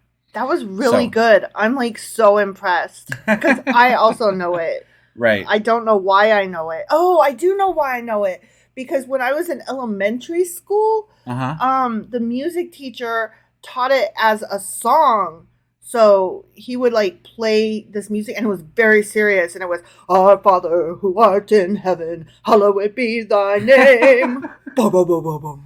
But I rail against people who say that religion's not prominent in society. Mm-hmm. I mean, here I am. I'm not even religious, really. Right. And I know that by heart. Why do I mean, like... Why? You didn't even try. Yeah, I was forced to learn it. Yeah, I didn't even know it was like a church thing when I learned it in school. Yeah. But to this day, I remember singing that song. I know the tune, and give us this day our daily bread. Forgive us our trespasses. You know, it was like so, it was hardcore, and the piano was boom, boom, boom, boom, boom. Like, he played it hard. Right. He was rocking out. It's pretty cool. Yeah.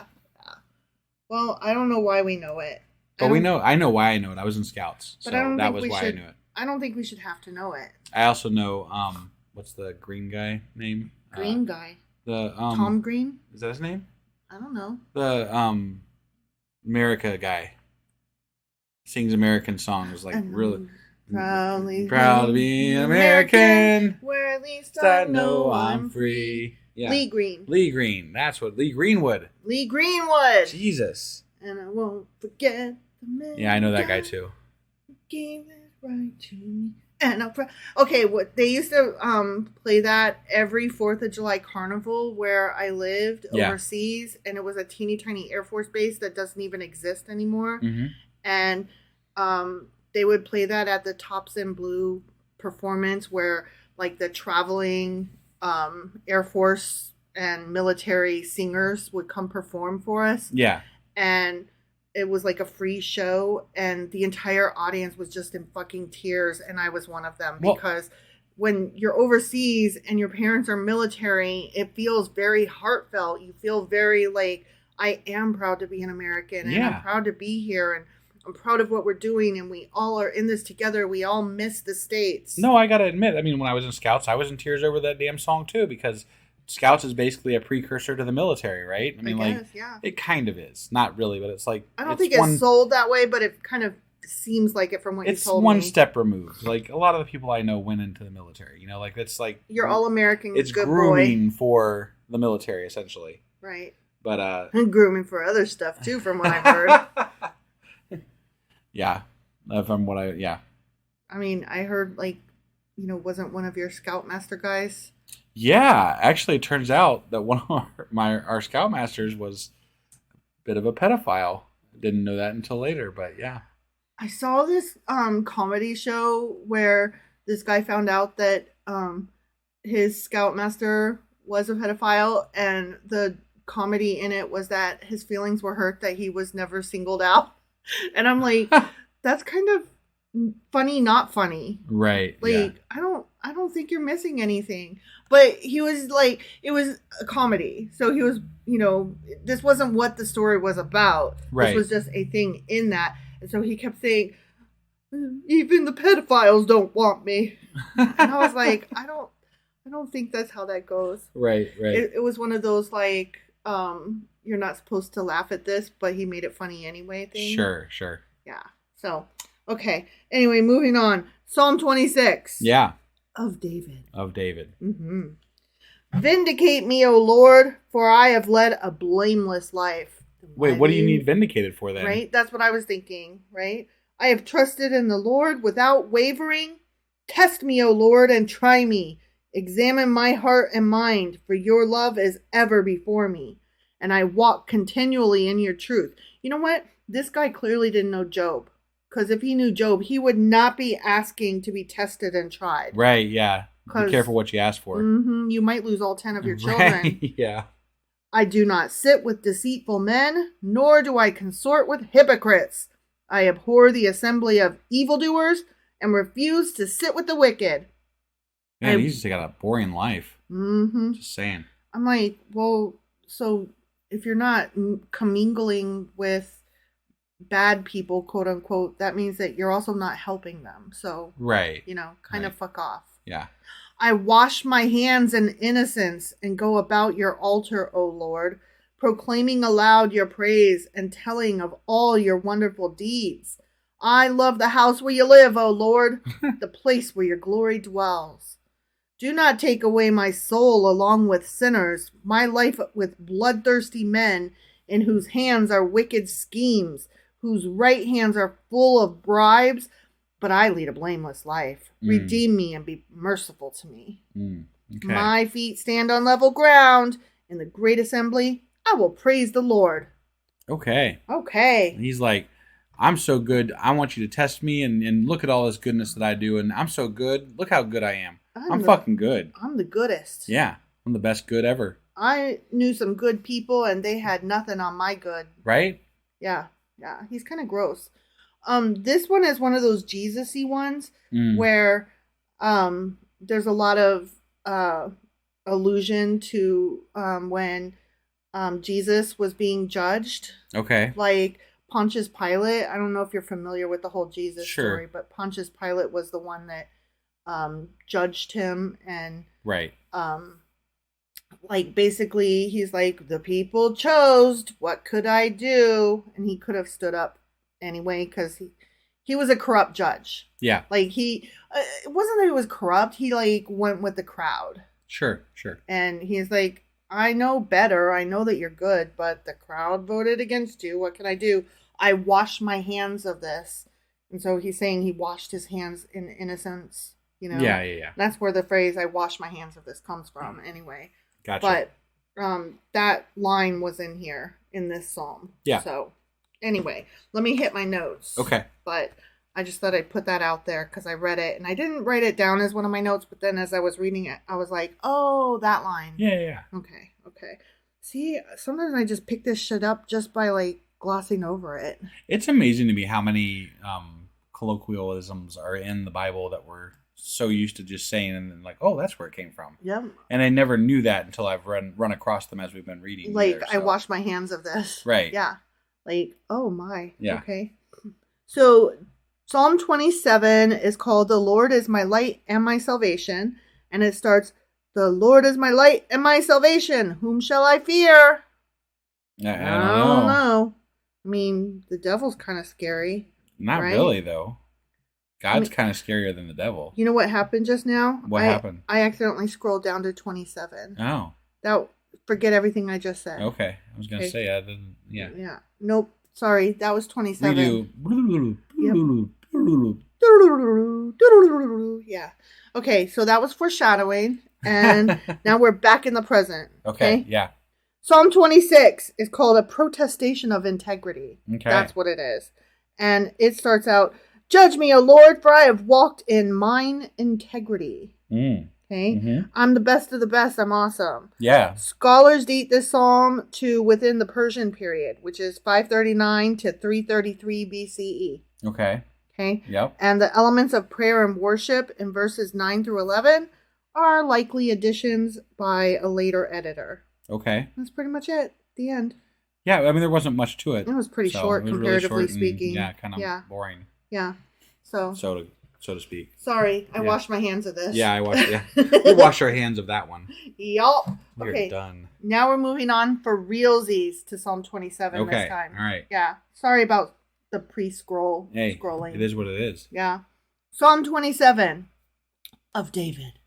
Yes. The Lord is my light and my salvation. Remember that? It's like every fucking one starts out like that. No, it's just that I read you said that already.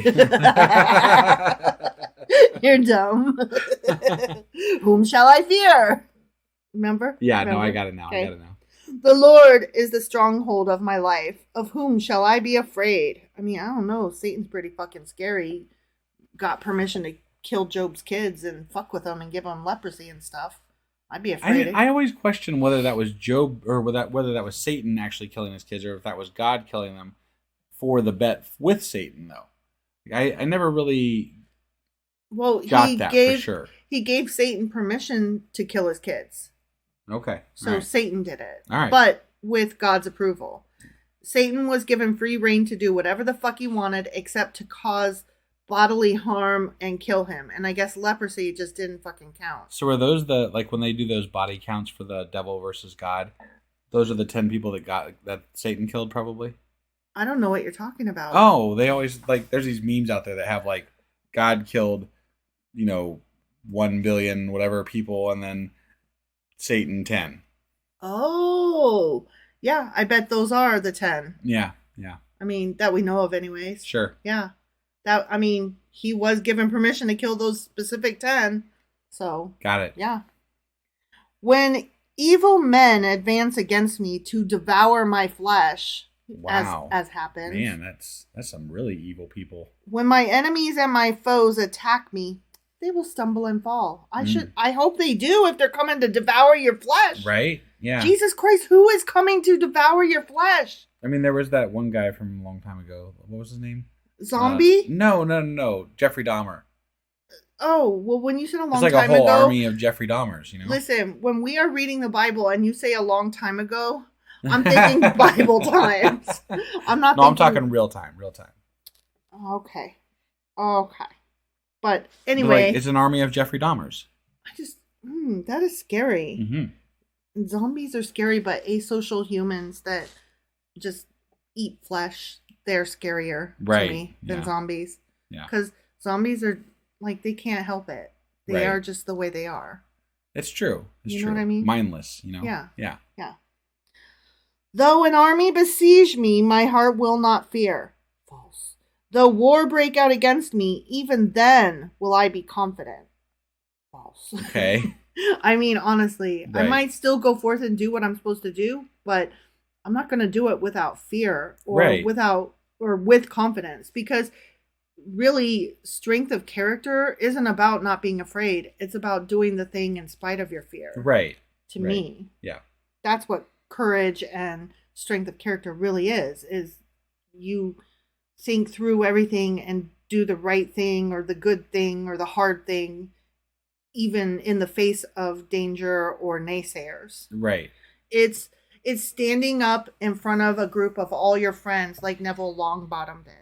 It's standing up in a group of all your friends are drinking and you tell the one person in front of everybody, you can't drive, you're drunk, give me your keys. I feel like an army is not the place for altruistic war or fighting.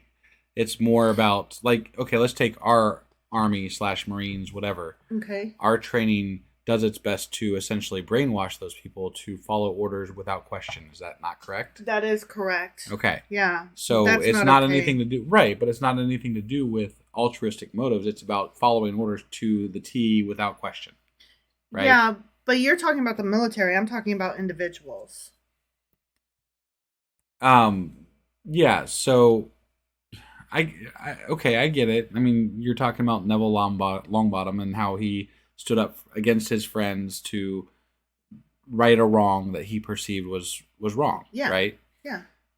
But I feel like in the Bible, these people they use God as a reason to fear enough to fight.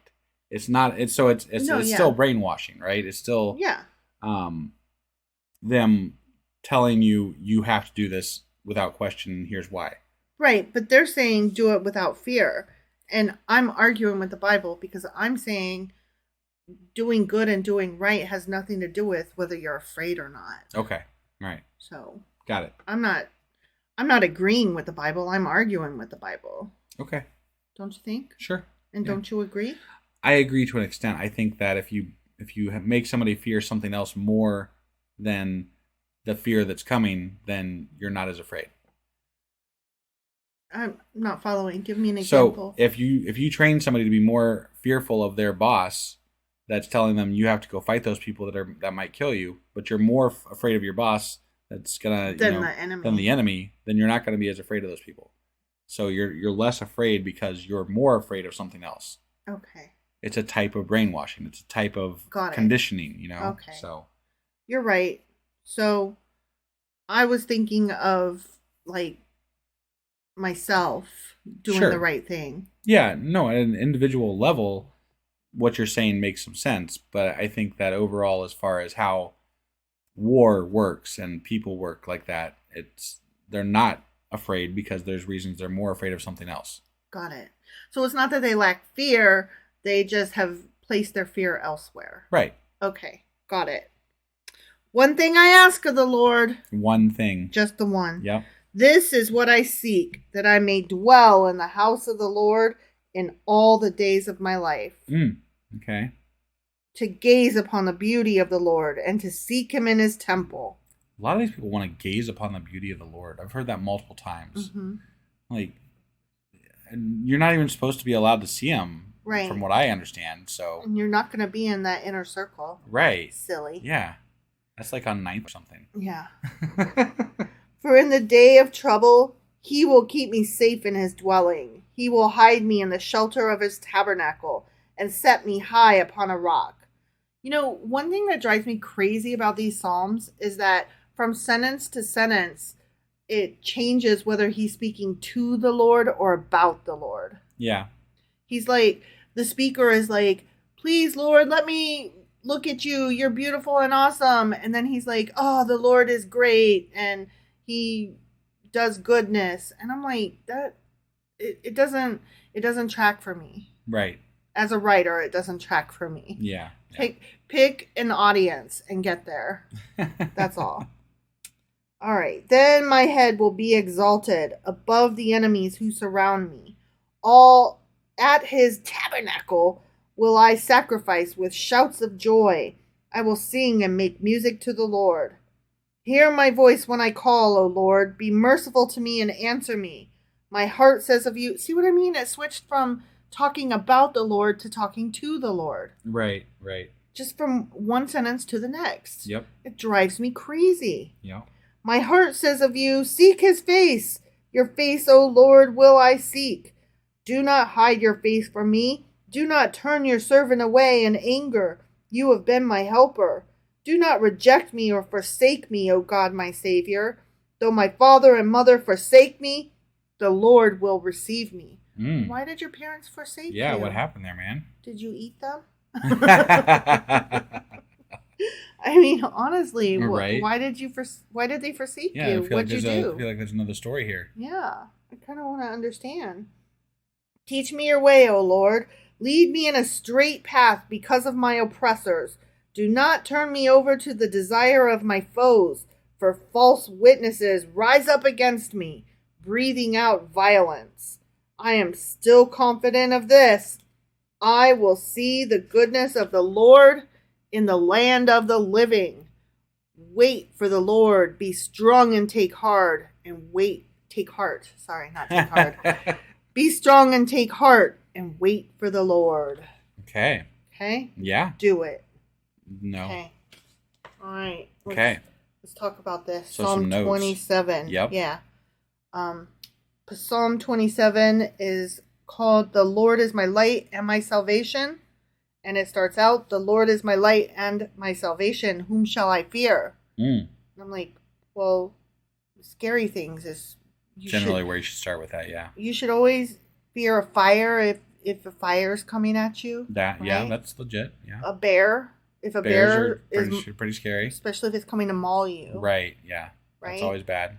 I would scare or be as scared of, be fear of, be afraid of. That's what I'm trying to say. Right. I would be scared of a murderer, like that's running at me with a gun or a knife or something. Yep, I'm scared of hornets. And You wasps are. and stuff. You are. Yeah. We should tell that story another time. Right. You left me. I did. I ran for like a mile. You ran. Like, sprinted. With me. And the fucker kept following, too. Yeah, that's why you kept running. Jesus. Okay, let's tell the story.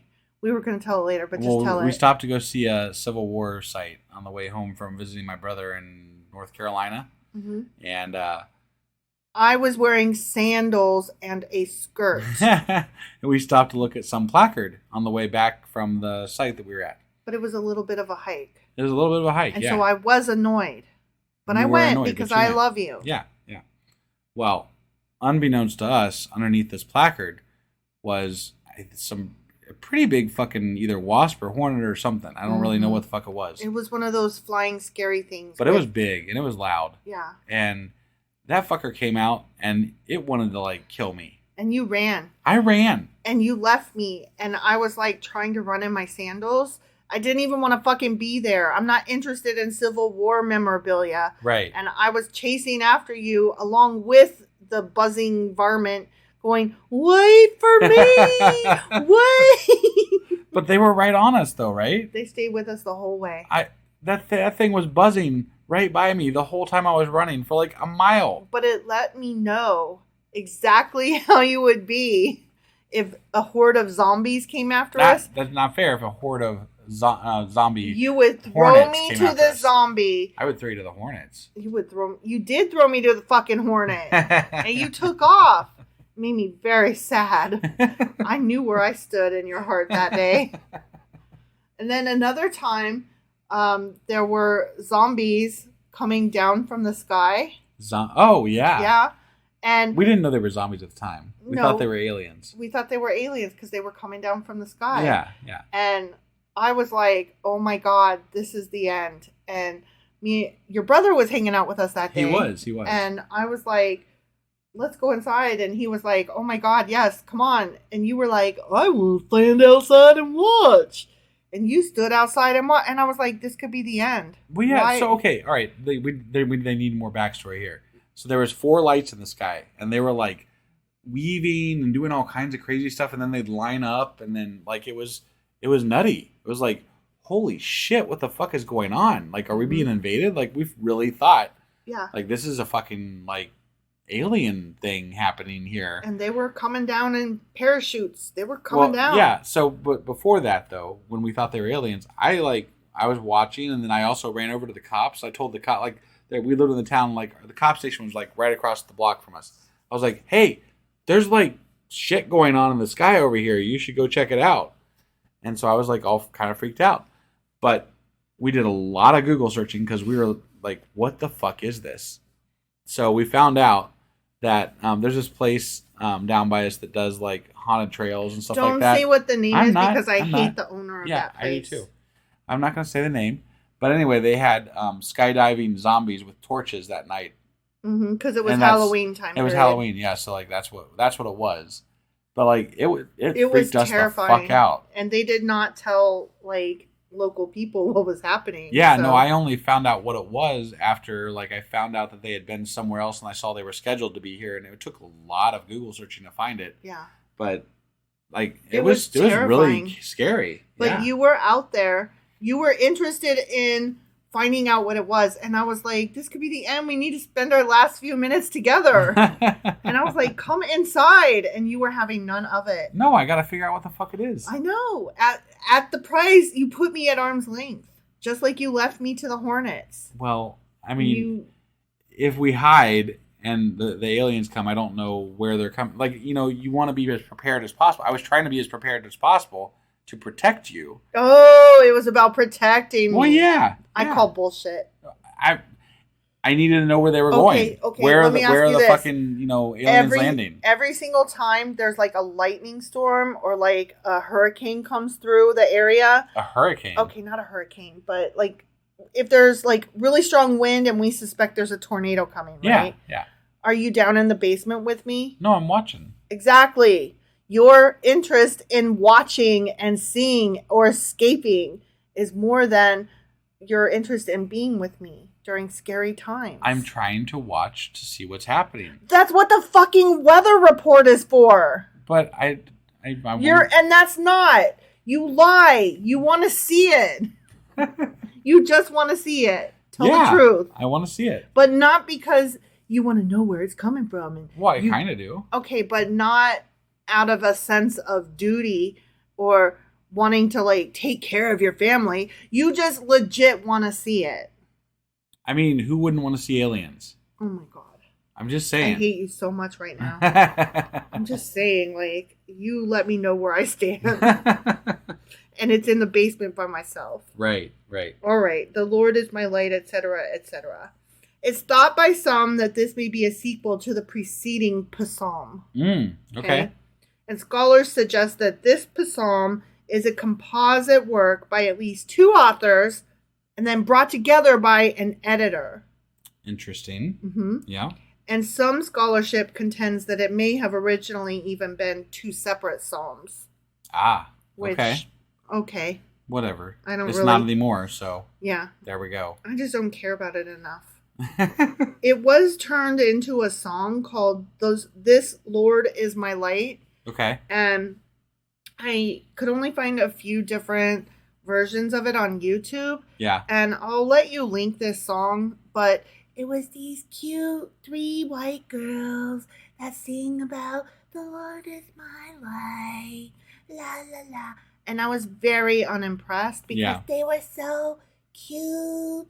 And when I hear about, like, the white girls that are cute, that love the Lord, I'm like, you have never wanted a day in your fucking life.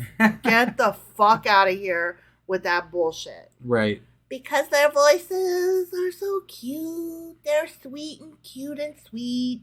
So I'm a judgy bitch. I'm putting it right out there. The end. Okay. That's the end. That's the end? That's the end. Okay, so that was Psalms chapters 25 through 27. Those girls made me cranky. And those girls made you cranky.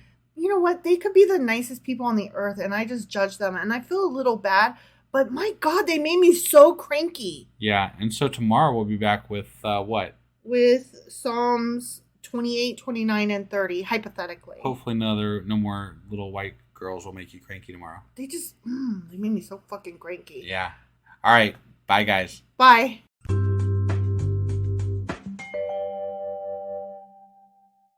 Husband! Wife! Do you not remember yesterday? Because we are in Psalms and there is no story to make you remember from one episode to the next what the fuck we're doing? Not at all. Don't remember a goddamn thing. And nor should you. Right. I mean, honestly, like, we haven't really covered anything. It's it's still the same shit. It's the same fucking shit.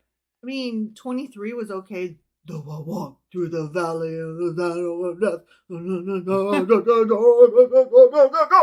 You know that song? I do.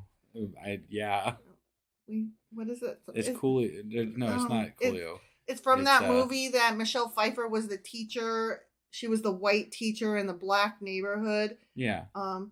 Gangster's Paradise. Maybe is that Coolio?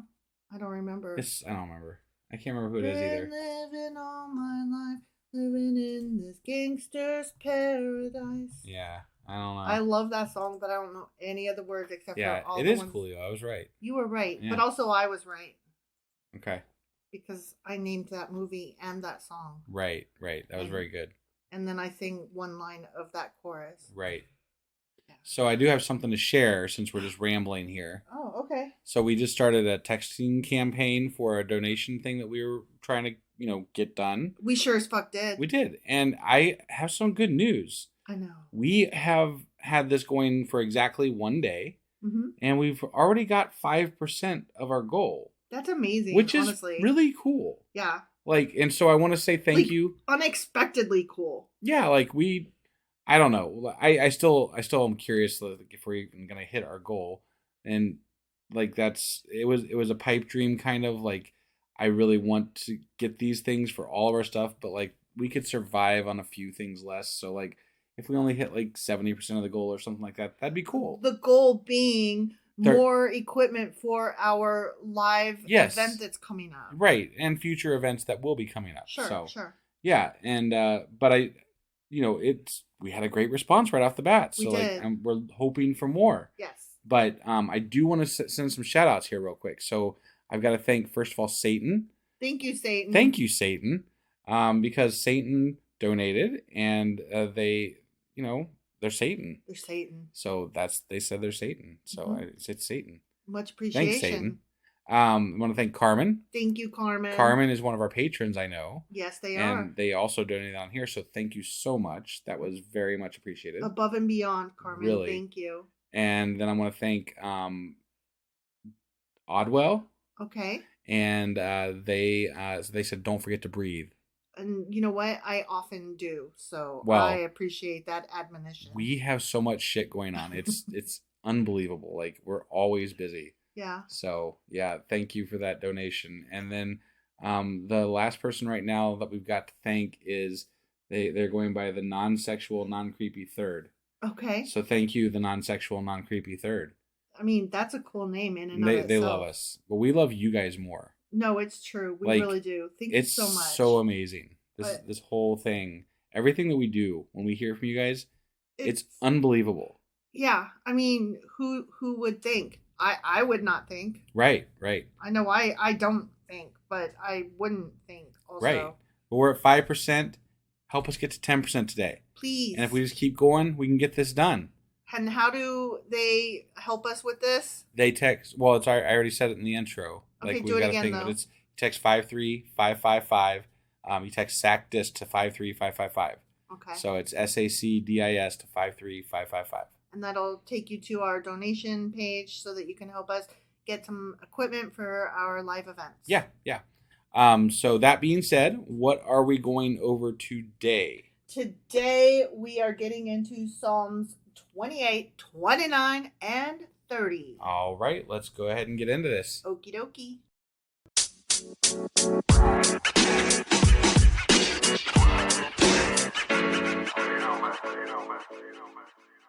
All right, so we are getting into Psalm 28. Okay. And it is of David. Of David. Got it. Yeah. Okay, ready? I'm ready. Okay. I'm just going to open this with a fun little ditty. A fun little ditty? Ready? I'm ready. To you I call, O Lord, my rock, do not turn a deaf ear to me. For if you remain silent, I'll be like those who've gone down to the pit. That's how it really starts. I added my own tune there. Because I thought it'd be fun. It was very good, yeah. But it sounded very churchy, Steve. It did, right? Right. I don't know why. I just was like, I need to do this. And God spoke to me. Sorry. Okay, I was just kidding. I know. I okay. Yeah. Whew, it almost burned. It was a close one. Yeah. Okay, so now I'm going to continue the rest. Okay. Without singing. Got it. I want to do that a little bit and see how it felt. Okay. How'd you like it? It's all right. Yeah. It's pretty fun. Yeah. Yeah. Okay.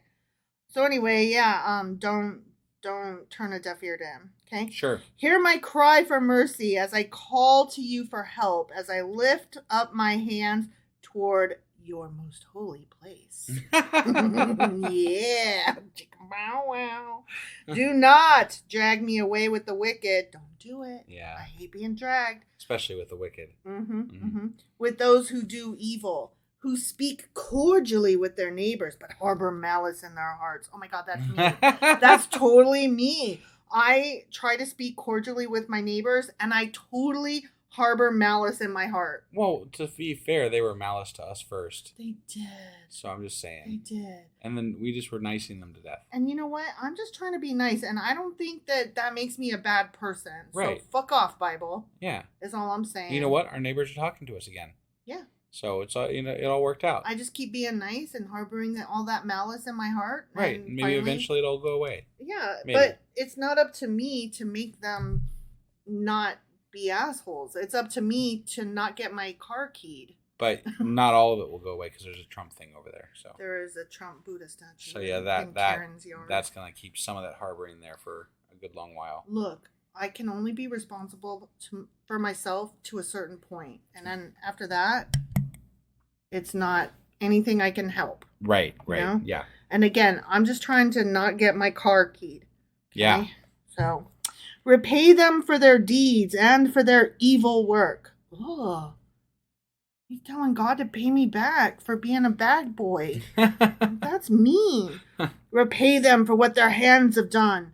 My hands have cooked stuff in a crock pot. And bring back upon them what they deserve. Yeah, do that because I deserve good things. Right? I do. Yeah, me too. I've done some hard stuff in this life. I deserve goodness. Yeah. Go ahead, God. Give me that stuff. Give me that, what I deserve thing. Since they show no regard for the works of the Lord, that's true, and what his hands have done, nothing. He will tear them down and never build them up again. Well, fuck you, God. Yeah, that's not very nice, honestly. Right? Who's You're an harboring asshole. malice now? Right? Praise be to the Lord, for he has heard my cry for mercy. Has he? The Lord is my strength and my shield. My heart trusts in him, and I am helped. My heart leaps for joy, and I will give thanks to him in song. See, I sang. I did a thing. The Lord is the strength of his people, a fortress of salvation for his anointed one. Save your people and bless your inheritance. Be their shepherd and carry them forever. The end. Okay. Okay? Yeah. So now let's read some notes. Yeah, let's do that. Okay. All right. Psalm 28. Okay. A prayer for help and praise for its answer. Okay. And it starts out, unto thee will I cry, O Lord, my rock. Unto thee will I cry, O Lord, my rock. Or something like that, right? Okay. Scholars date this psalm to the reign of King Joachim in the late Babylonian period, shortly before the exile, which occurred in 587 or 586 BCE. Okay.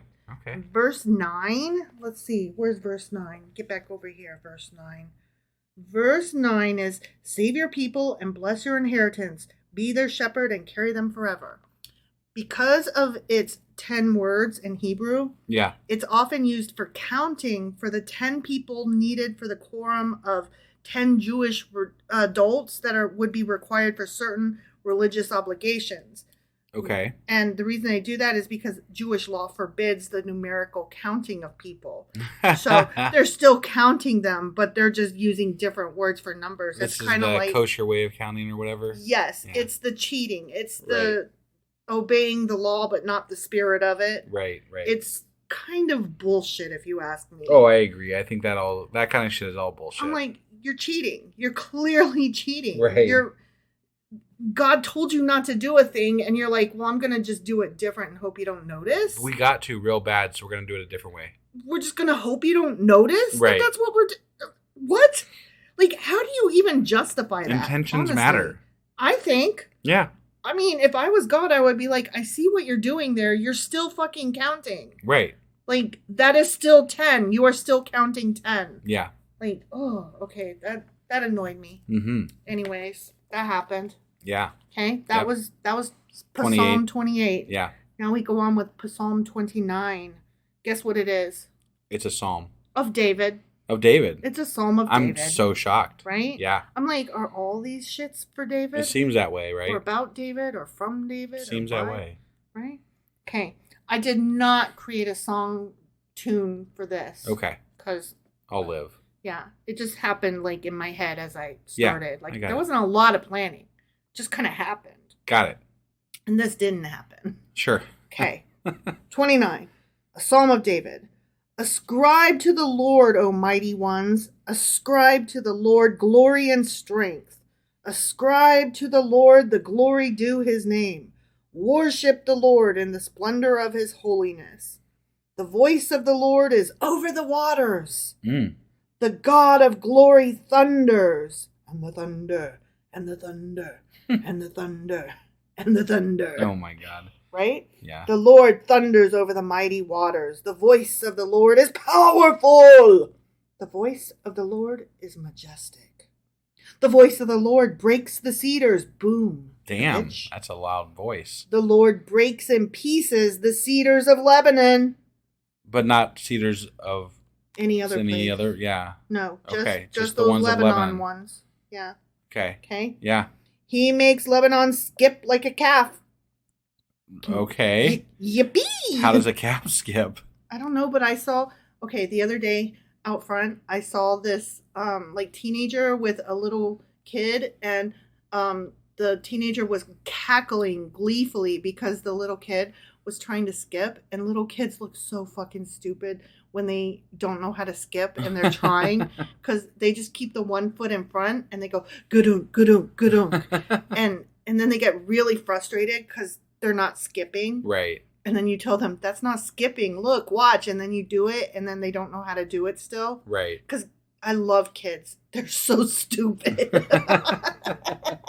Anyway, the teenager was cackling, and she saw me see her, and then she started looking embarrassed till I cackled too. And then we were both laughing at this stupid kid. So I don't know how a calf skips, but I know how a little kid doesn't skip. Okay. Okay? Yeah. Sorry. Okay.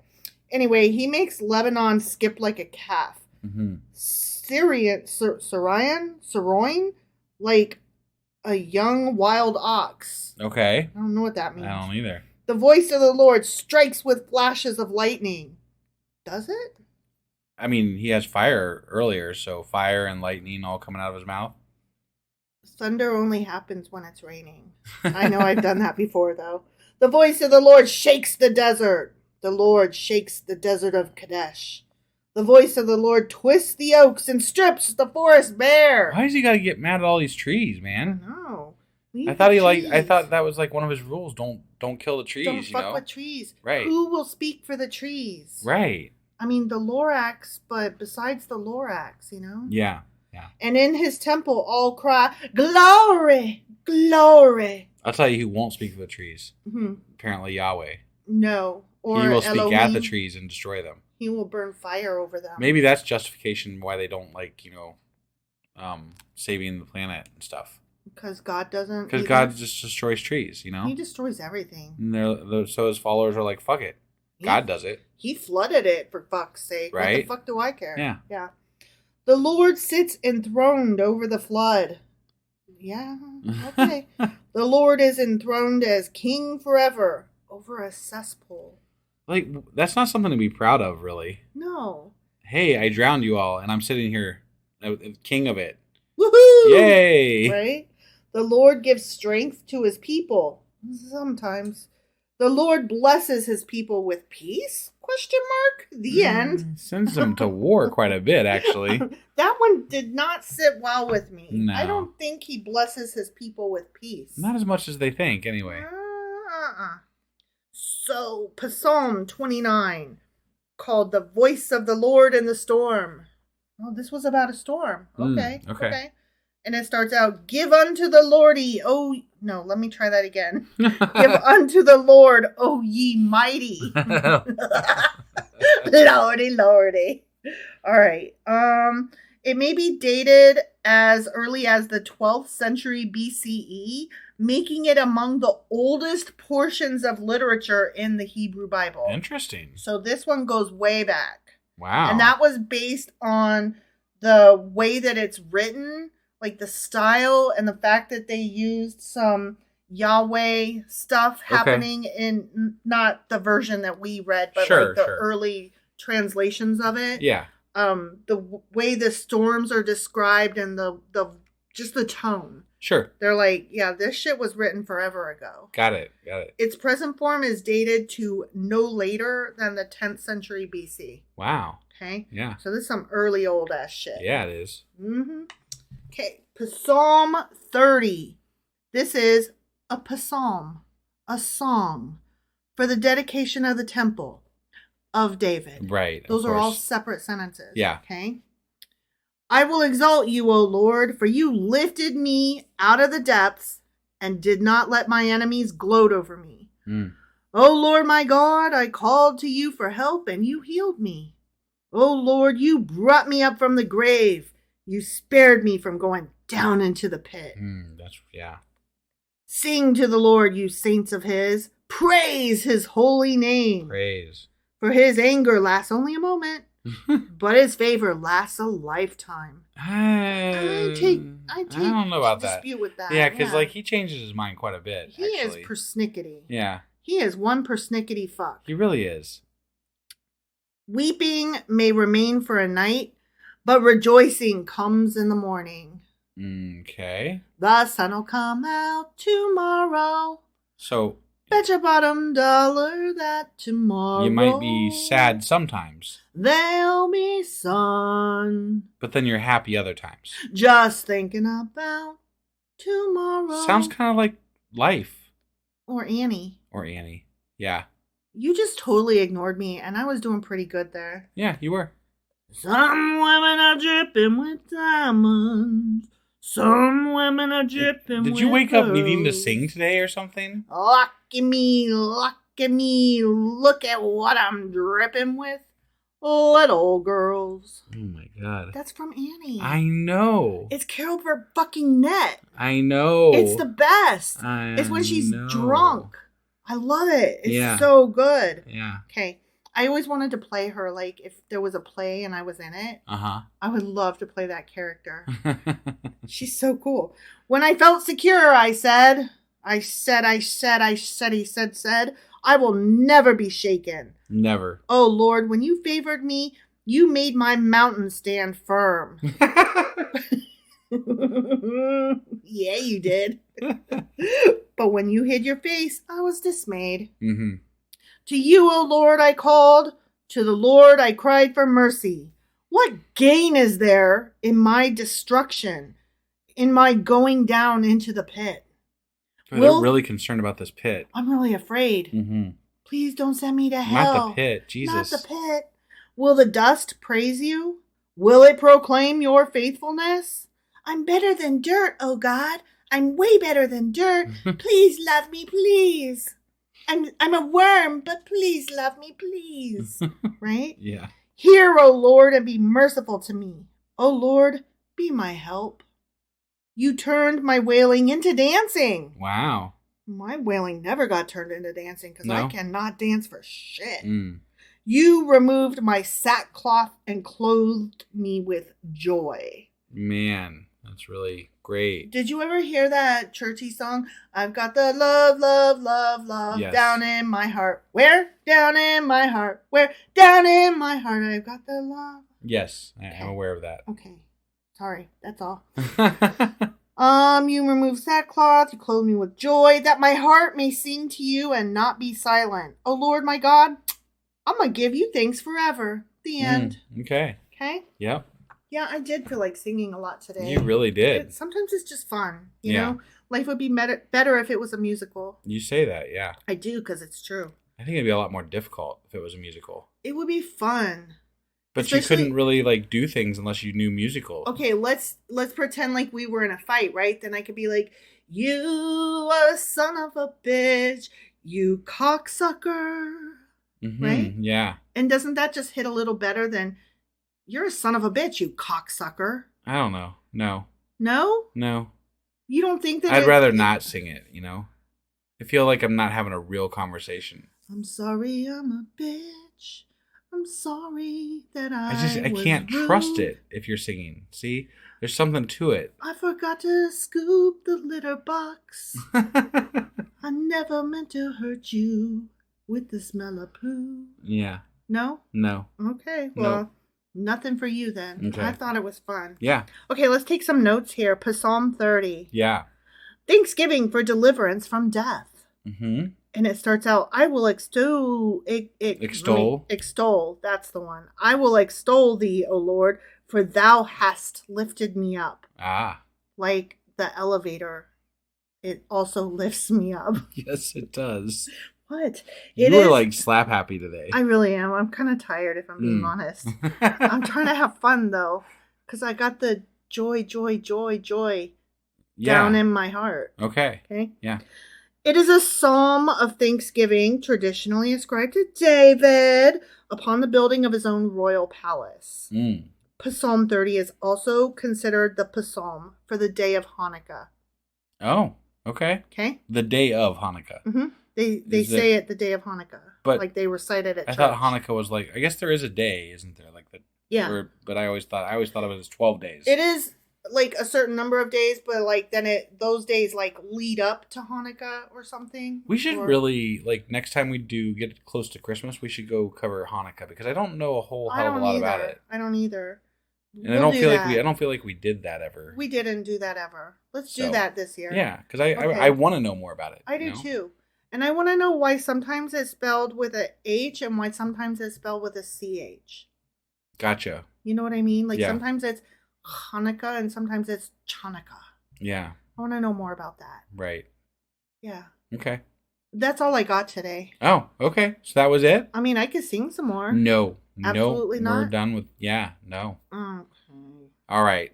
Well, thank you guys for joining us today. That was Psalms chapters 28, 29, and 30. Sure as fuck was. And today is Friday. Oh, yeah. So I think you mentioned that we have a Q&A. Q&A tomorrow? Yeah, I think that we are going to do... You were wanting to talk about Lilith or something, right? Lilith. Yeah. I want to learn about Lilith. Okay, so we're going to have a Q&A tomorrow. Mm-hmm. And then we'll do... I think we're due for a book club this weekend. I don't know if we were doing a Sacrilegious book club or if we were doing a Patreon. We'll do something on do Sunday. One of those. And then, of course, we'll have a weekly wrap-up. And then we'll be back on Monday with... Psalms 31, 32, and 33. Assuming one doesn't run into another one that we need to read. Yeah, that's approximation. Yeah, approximation. You know, best guess. Yeah. All right, so we'll see you guys then. Yep. Bye. Bye.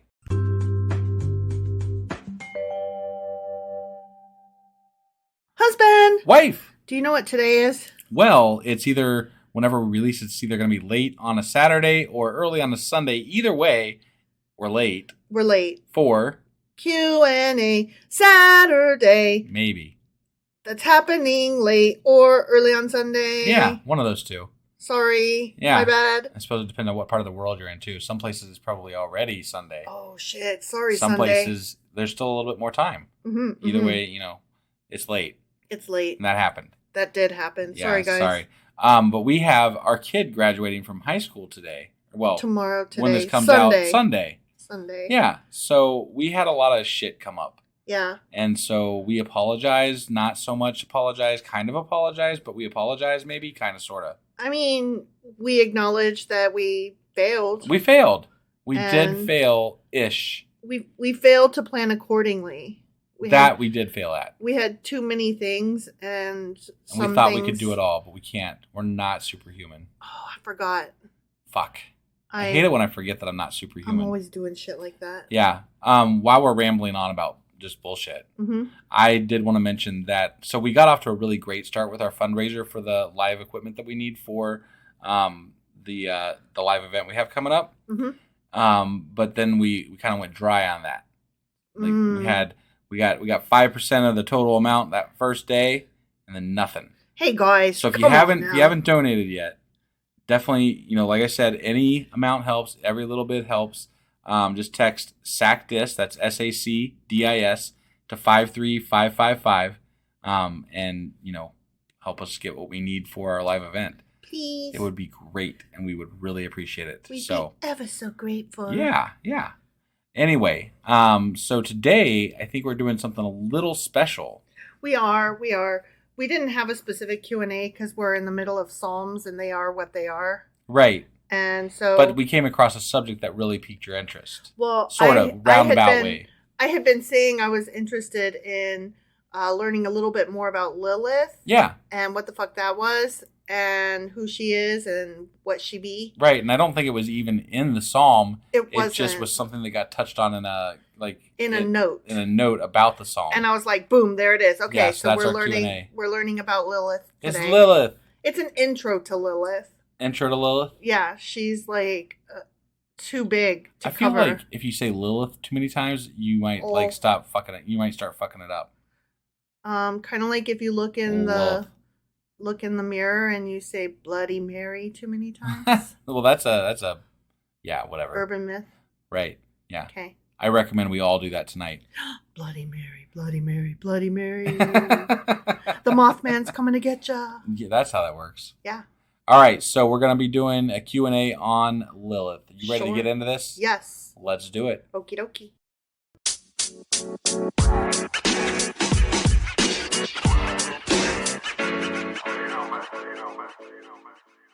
Okay, so let us do this intro to Lilith. Intro to Lilith. Lilith 101 Okay. kind of thing. Yeah. So there could easily be another Lilith. at some point. Yeah. Lilith 102. Or 201. 201. Yeah, right. However that works. Sure. 101, 201, 301. Isn't that how that works? Right, yeah. Yeah. They don't do 101, 102, and 103. Lilith, the second coming. More Lilith. Yeah. So Lilith is not really in the Bible, except for in one place, maybe, that I will mention in a minute. Okay. Yeah. But first of all, she is a female demonic figure of Mesopotamian mythology and eventually became a part of Jewish folklore. Okay. And her name and personality are thought to be derived from the class of Mesopotamian wind and storm demons. Okay. Called Lilu. Lilu. Got it. Lilo and Stitch.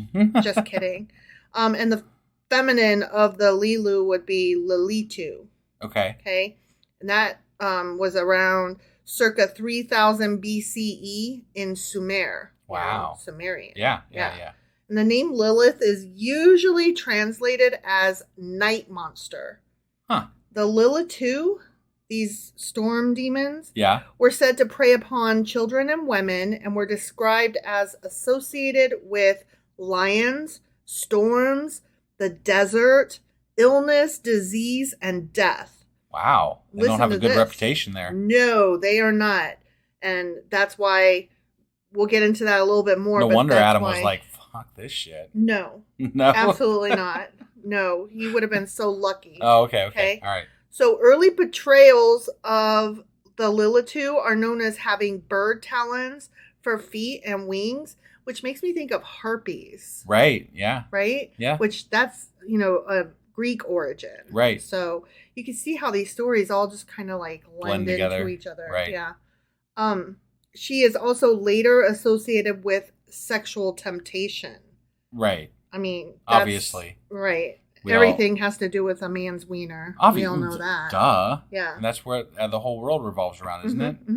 I figured. Babylonian texts depict Lilith as the prostitute of the goddess Ishtar. Oh. So she makes early appearances in the Gilgamesh stories. Okay. But not necessarily in the name Lilith. That's interesting because Gilgamesh isn't that where the original Jesus stories and the original flood story and all that kind of stuff come from. Yeah. A lot of the early stories come from or spun off of Gilgamesh. Got it. Yes, got it. Absolutely. Okay. Similarly, older Sumerian accounts state that Lilith is called a handmaiden of Inanna. And I would have to do a lot more research that direction because I'm not even familiar with the name Inanna. I am not either. But she's another Sumerian. So that's for Lilith 2.0. Yeah, exactly. Just that's a name. Tuck that away in your little brain hole and we will maybe speak on her another day. Yeah. Okay? Okay. Lilith's name is not included in the creation story of the Torah aside from the debatable translation of one stray reference comparing her to a screech owl. But as I said, that translation is extremely questionable. Got it. Okay. She does appear in several Midrash texts, though. Remember, the Midrash is writings about the Torah. Right. Okay? So she's not in the Torah, but she is in a lot of these early tales. And the folklore got carried onto them writing about the Torah and these other tales. Yeah, it's always interesting to me when I find out about these things that are Bible adjacent. Yes. It's weird how it's such a part of the overall culture of that religious thinking, but not actually in it. Right. So we all know about Lilith, but she's not really in the Bible. Right. So not a lot of people know why they know a lot about, or why they know of Lilith. Right. Right. Other than, as you pointed out, off recording, Lilith Fair. Sure. Because she has come to be known as a very feminist icon, which I'll get into in a little bit. Okay. So let's talk about Lilith's origins as she is most renowned today. Okay. One story of Lilith's origin began with the biblical reference to man's first creation as a bisexual being. Male and female, he, God, created them, the first human. Interesting. So, yeah, we had a pastor who had studied this a lot. Yeah. That he kind of subscribed to this early theory of man and woman being one combined being. Yeah, no, I remember him talking about that. He was talking about basically had two faces and whatnot. So, yeah. Mm-hmm. Some early rabbis thought this image was somewhat similar to what Aristophanes proposed, a dual-bodied being later divided into two who must thereafter seek each other out. And that's where the idea of the soulmate comes from, because you have found your quote-unquote other half. Got it. And that is a great, beautiful story for heterosexual relationships. Sure. But others try to take into account the later creation of Eve detailed further on in the text. If woman was created from Adam after his initial creation, what happened to the female created at first? Sure. Right? Yeah. The answer, according to the Midrash, was that she was Lilith. Okay? She was created with Adam, and she refused to comply with Adam's demand that she submit herself to him, and we'll talk about what that means in a bit. Okay. And in the end, she fled from him by using the ineffable name. Oh. God's secret private magic name. It's like an escape hatch for the world? Mm-hmm. Okay. Mm-hmm. Yeah, she pulled that plug and was like, bye. Damn. Yeah. How did she have this knowledge, but Adam didn't? They both did. They had it because they had it. Did God take this knowledge away from Adam, or he just never used it? He didn't need to have it. Okay. He had everything except for Lilith. Got it. But he did then complain to God about his loneliness, and so that's why the creation of Eve followed, together with the fall and the expulsion from Eden. Now, Adam blaming their situation on Eve, he's like, God damn it, bitch. First one left me, and you couldn't even stop eating apples all day. That's bullshit. He was right there. According to the text, the Bible that we were reading. He was standing right there. He was right there. And anyway, we argued about this early on because we were like, hang on a sec. Eve was not specifically there when God was delivering you can eat everything except the fruit of those trees.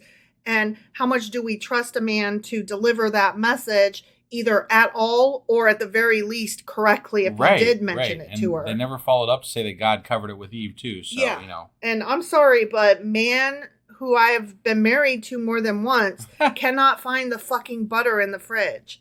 So, if it ain't on the top shelf, he's like, do we have any? Honey, we're out of. Honey, did you buy more? Boo, boo, boo, boo.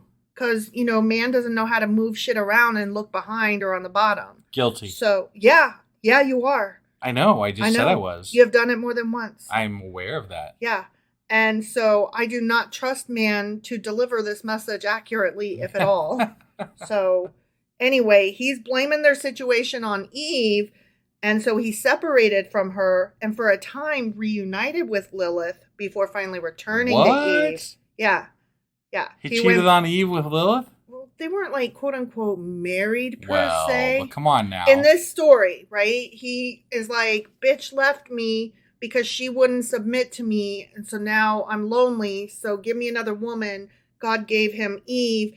And so, they are together, but then Eve fucks up. And so they get kicked out. And he's like, God damn it. Lilith, can you believe this bitch over here? And she's like, I know, honey. And so they got back together. What an asshole. So Lilith bore Adam a number of children in that interval who became the demons. Oh. Yeah. Damn. Yeah. Now, after Adam's reconciliation with Eve, Lilith assumed the queenship of those demons. And in some versions, she is either the consort of Samael, or in others, she remains unpartnered and Samael is one of her children. Okay. So, who knows? Yeah. As queen of the demons, she kills babies in their cribs. And that's the explanation early on for SIDS, sudden infant death syndrome. Got it. Like, they attributed that to Lilith. Got it. But only in the first days of their life. Okay. Yeah. And I'll talk a little bit more about that as well. Sure. Her greatest opportunity... Oh, no, I'm going to talk about it right now. Oh, yeah. Her greatest opportunity is with infant boys before their circumcision on the 8th day after they're born. Okay. So they get born and then, you know, they go 8 days and then they get circumcised. Yeah. And she's like, I got 8 days to try to get this baby. I'm going to kill it. What happens if it dies on the 9th day? Then that's not her fault. Okay. So in addition to that, she still produces children according to a much later Kabbalistic elaboration. Remember, we learned about Kabbalah a little bit. Yeah. Little bit. Yeah. So there are some stories that say that she's still producing children.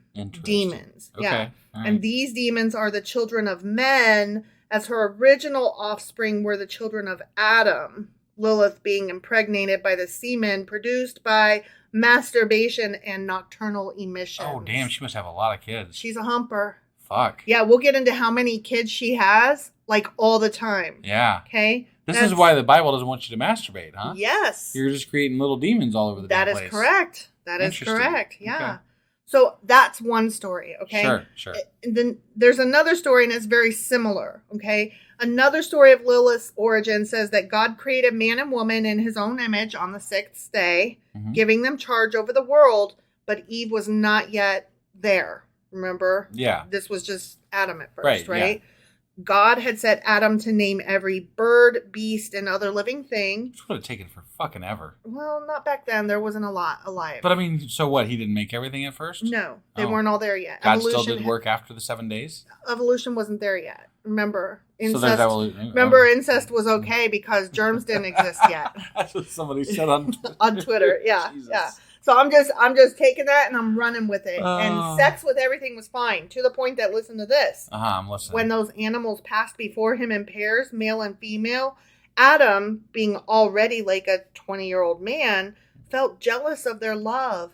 And though he tried coupling with each female creature... Damn bestiality. He found no satisfaction in the act. Well, I can't get no satisfaction in fucking goat, an owl or a goat or a horse or a cow or a pig. Yeah.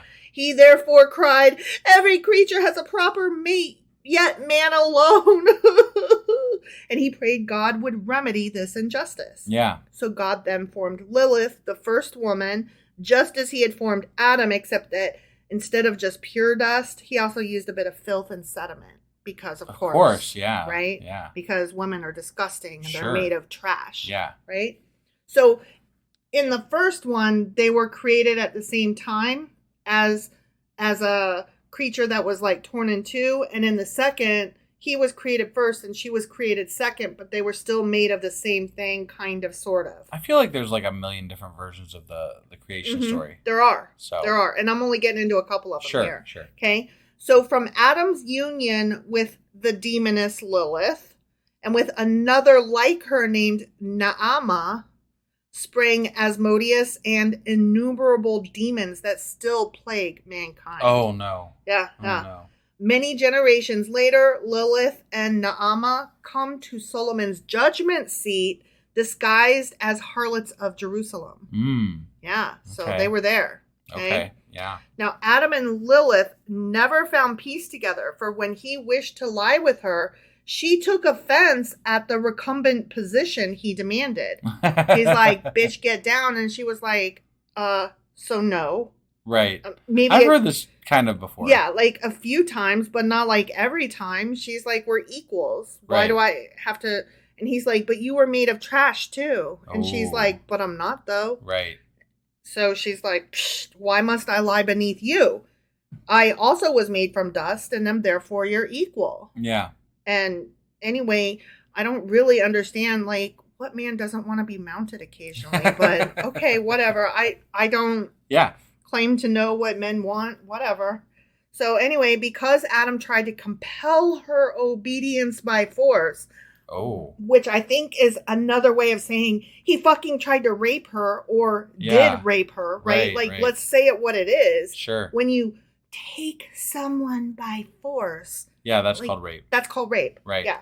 Lilith, in a rage, a rightful rage, I, as a human being, would add, a rightful rage, uttered the ineffable name of God, rose into the air, and left him. She's like, fuck this, I'm out. Damn. I don't truck with rape. Right. And Adam then complained to God, I've been deserted by my helpmeet. Why? And of course, God or Adam probably didn't get chastised for, raping Lilith. He doesn't come off looking so pretty, but he also doesn't get chastised. Right. Right. So God at once sent 3 angels named Senoi, Sansenoi, and Samengaloth to fetch Lilith back. Oh, okay. Damn. Yeah. And the angels found the demoness beside the Red Sea, which was a region naturally abounding in lascivious demons. Because, of course, that's what happens at the Red Sea. Sure. Right? And to these lascivious demons, she bore Lilim, or demons, at the rate of more than 100 per day. What the fuck? It's like a fucking pussy machine gun. Boom, boom, boom, boom, boom, boom, boom, boom, boom. Yeah. Yeah. Like, suddenly I'm like, oh, this bitch ain't human. Okay, never mind. And so these angels were like, bitch, you need to return to Adam without delay or we will fucking drown you. She asked, how can I return to Adam and live like an honest housewife after my stay beside the Red Sea? She's like, I'm getting everything I need right here. Thank you. Right. No thanks. Yeah. She's like, I get to fuck on top, on the bottom, upside down, left and right, and I get to have all these fucking babies. Right. Get the fuck out of here. I don't need Adam. Right. So they're like, it's going to be your death to refuse. Okay. She says, how can I die when God has ordered me to take charge of all newborn children? Okay. Boys up to the 8th day of life, which is that of circumcision, and girls up to the 20th day. Okay. So I've got 8 days to kill a boy or 20 days to kill a girl. Got it. Nonetheless, because you're up here in my face, if I ever see your 3 names or similar likenesses displayed on an amulet above a newborn child, I promise to spare it. And so after promising to spare them if she sees those names, for years after this whole story came into prominence. Yeah. Even sometimes today, you will still see the names of those angels on amulets that are hanging above babies' cribs or given to children to protect them. Interesting. Okay. So they agreed to this, but God punished Lilith by making 100 of her demon children perish daily. And if she could not destroy a human infant because of the angelic amulet, she would spitefully turn against her own. Oh. So she is not just associated with lust and, going after men and stealing their sperm. She's also associated with taking children, killing children, right, having children like by the handfuls. Yeah. And then some. Right. Yeah. So the children of Lilith are sometimes, we're moving on to a different story now. Okay. Yeah. So the children of Lilith are sometimes identified as incubi and succubi. I think we all know what those are, but just in case you aren't aware, sure.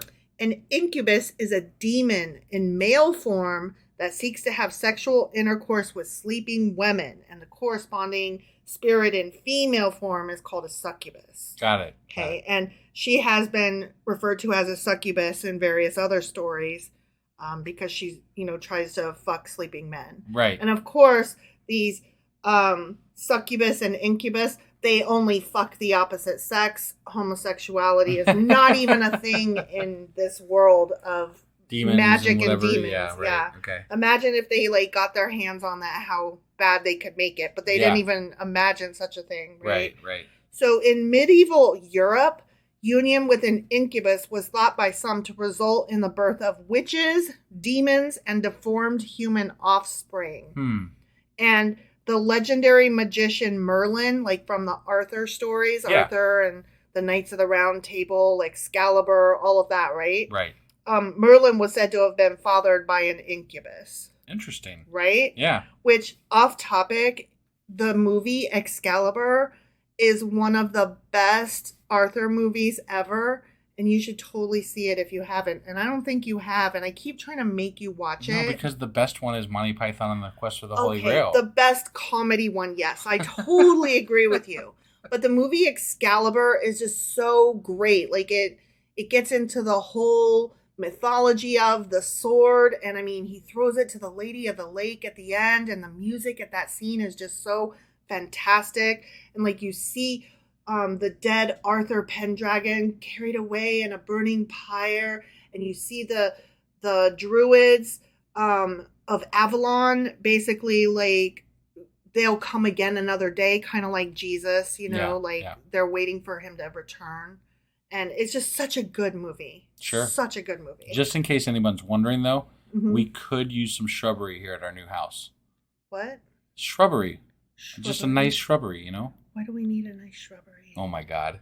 Okay, wait. Is this a Monty Python reference? And yes, I'm like so caught up in Excalibur that I'm like, what? Yes. Okay. The knights who say neat. The knights who say knee. You're right.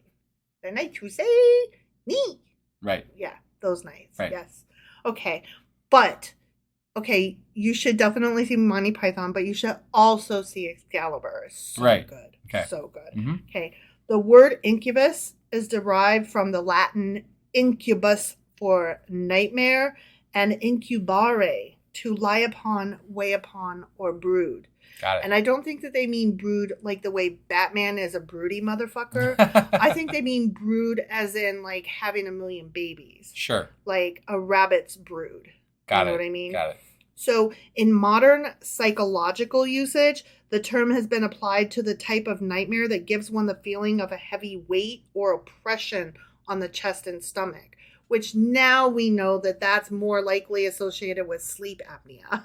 Or sleep paralysis. Sleep paralysis, which again is probably associated with sleep apnea. Yeah. Not being able to get enough oxygen while you're sleeping. Sure. And so a lot of people will like imagine a witch or hag-like figure at the foot of their bed or sitting on their chest. Right. And so because this is so common throughout history, this breathing condition during sleep, they didn't realize that, no, that thing that you're imagining and hallucinating is not lack of oxygen. Obviously, it's a witch. Obviously, she's trying to steal your semen if you're a man, and who knows what she's doing to you if you're a woman. Right. And she is clearly a succubus. Yeah. You know? Yeah. That's just what it is. Right. Okay? So early rabbinic sources were content to see Lilith as the archetype of the bad woman. Sure. I mean that's... we're always looking for that scapegoat who's not a goat. Yeah. Right? Yeah. Somebody's got to bear the brunt of evil. It can't be a man. It can't always be a goat.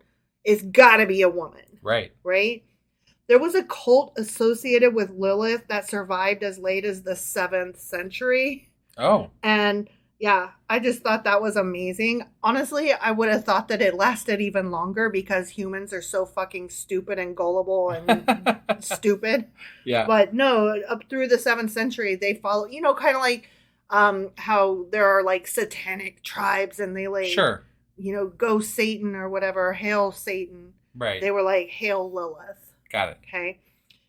Due to Lilith's supposed independence from Adam, she's been called the world's first feminist. Yeah.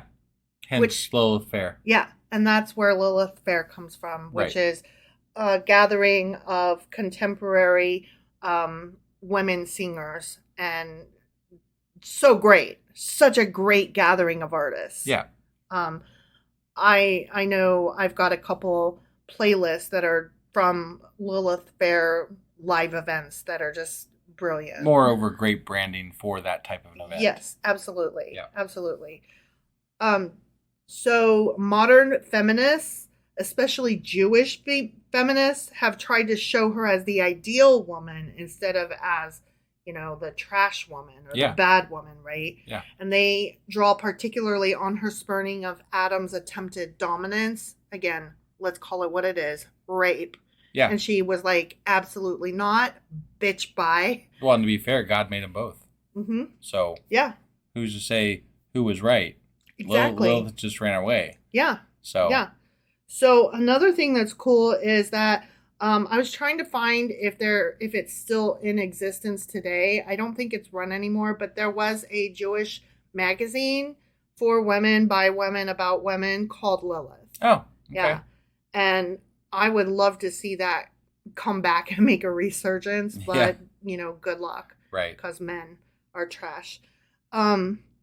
If it sounds like I come across as a man hater, I kind of am, but I don't apologize for it. And if it's not for you, I get it. But also, like, okay, the biggest sign of being a boomer is that if I say, ugh, boomers, and you're like, not all people are boomers. I hate it when you call me a boomer because blah, blah.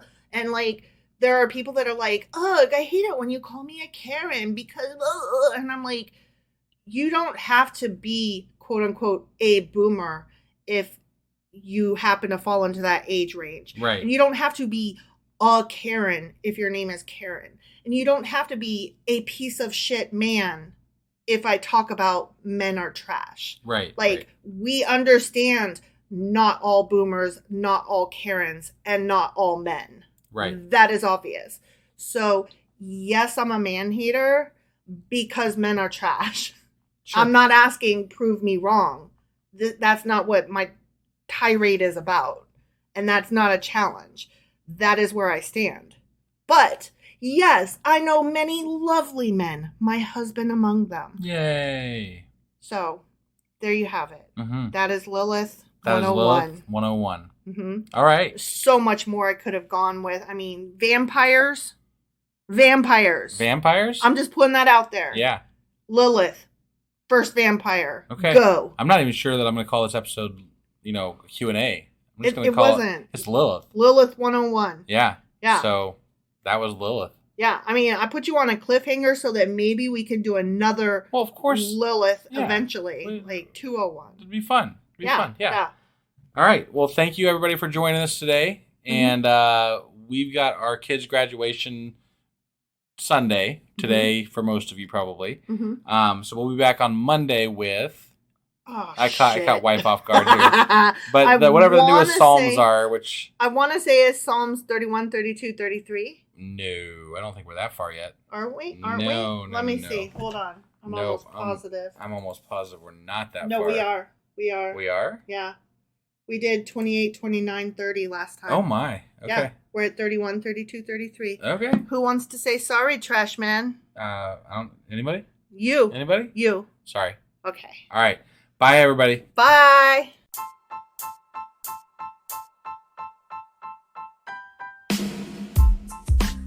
Hey, wife. I guess that's the end? But husband, that's just sad. It doesn't have to be. We are on lots of social media platforms like Twitter.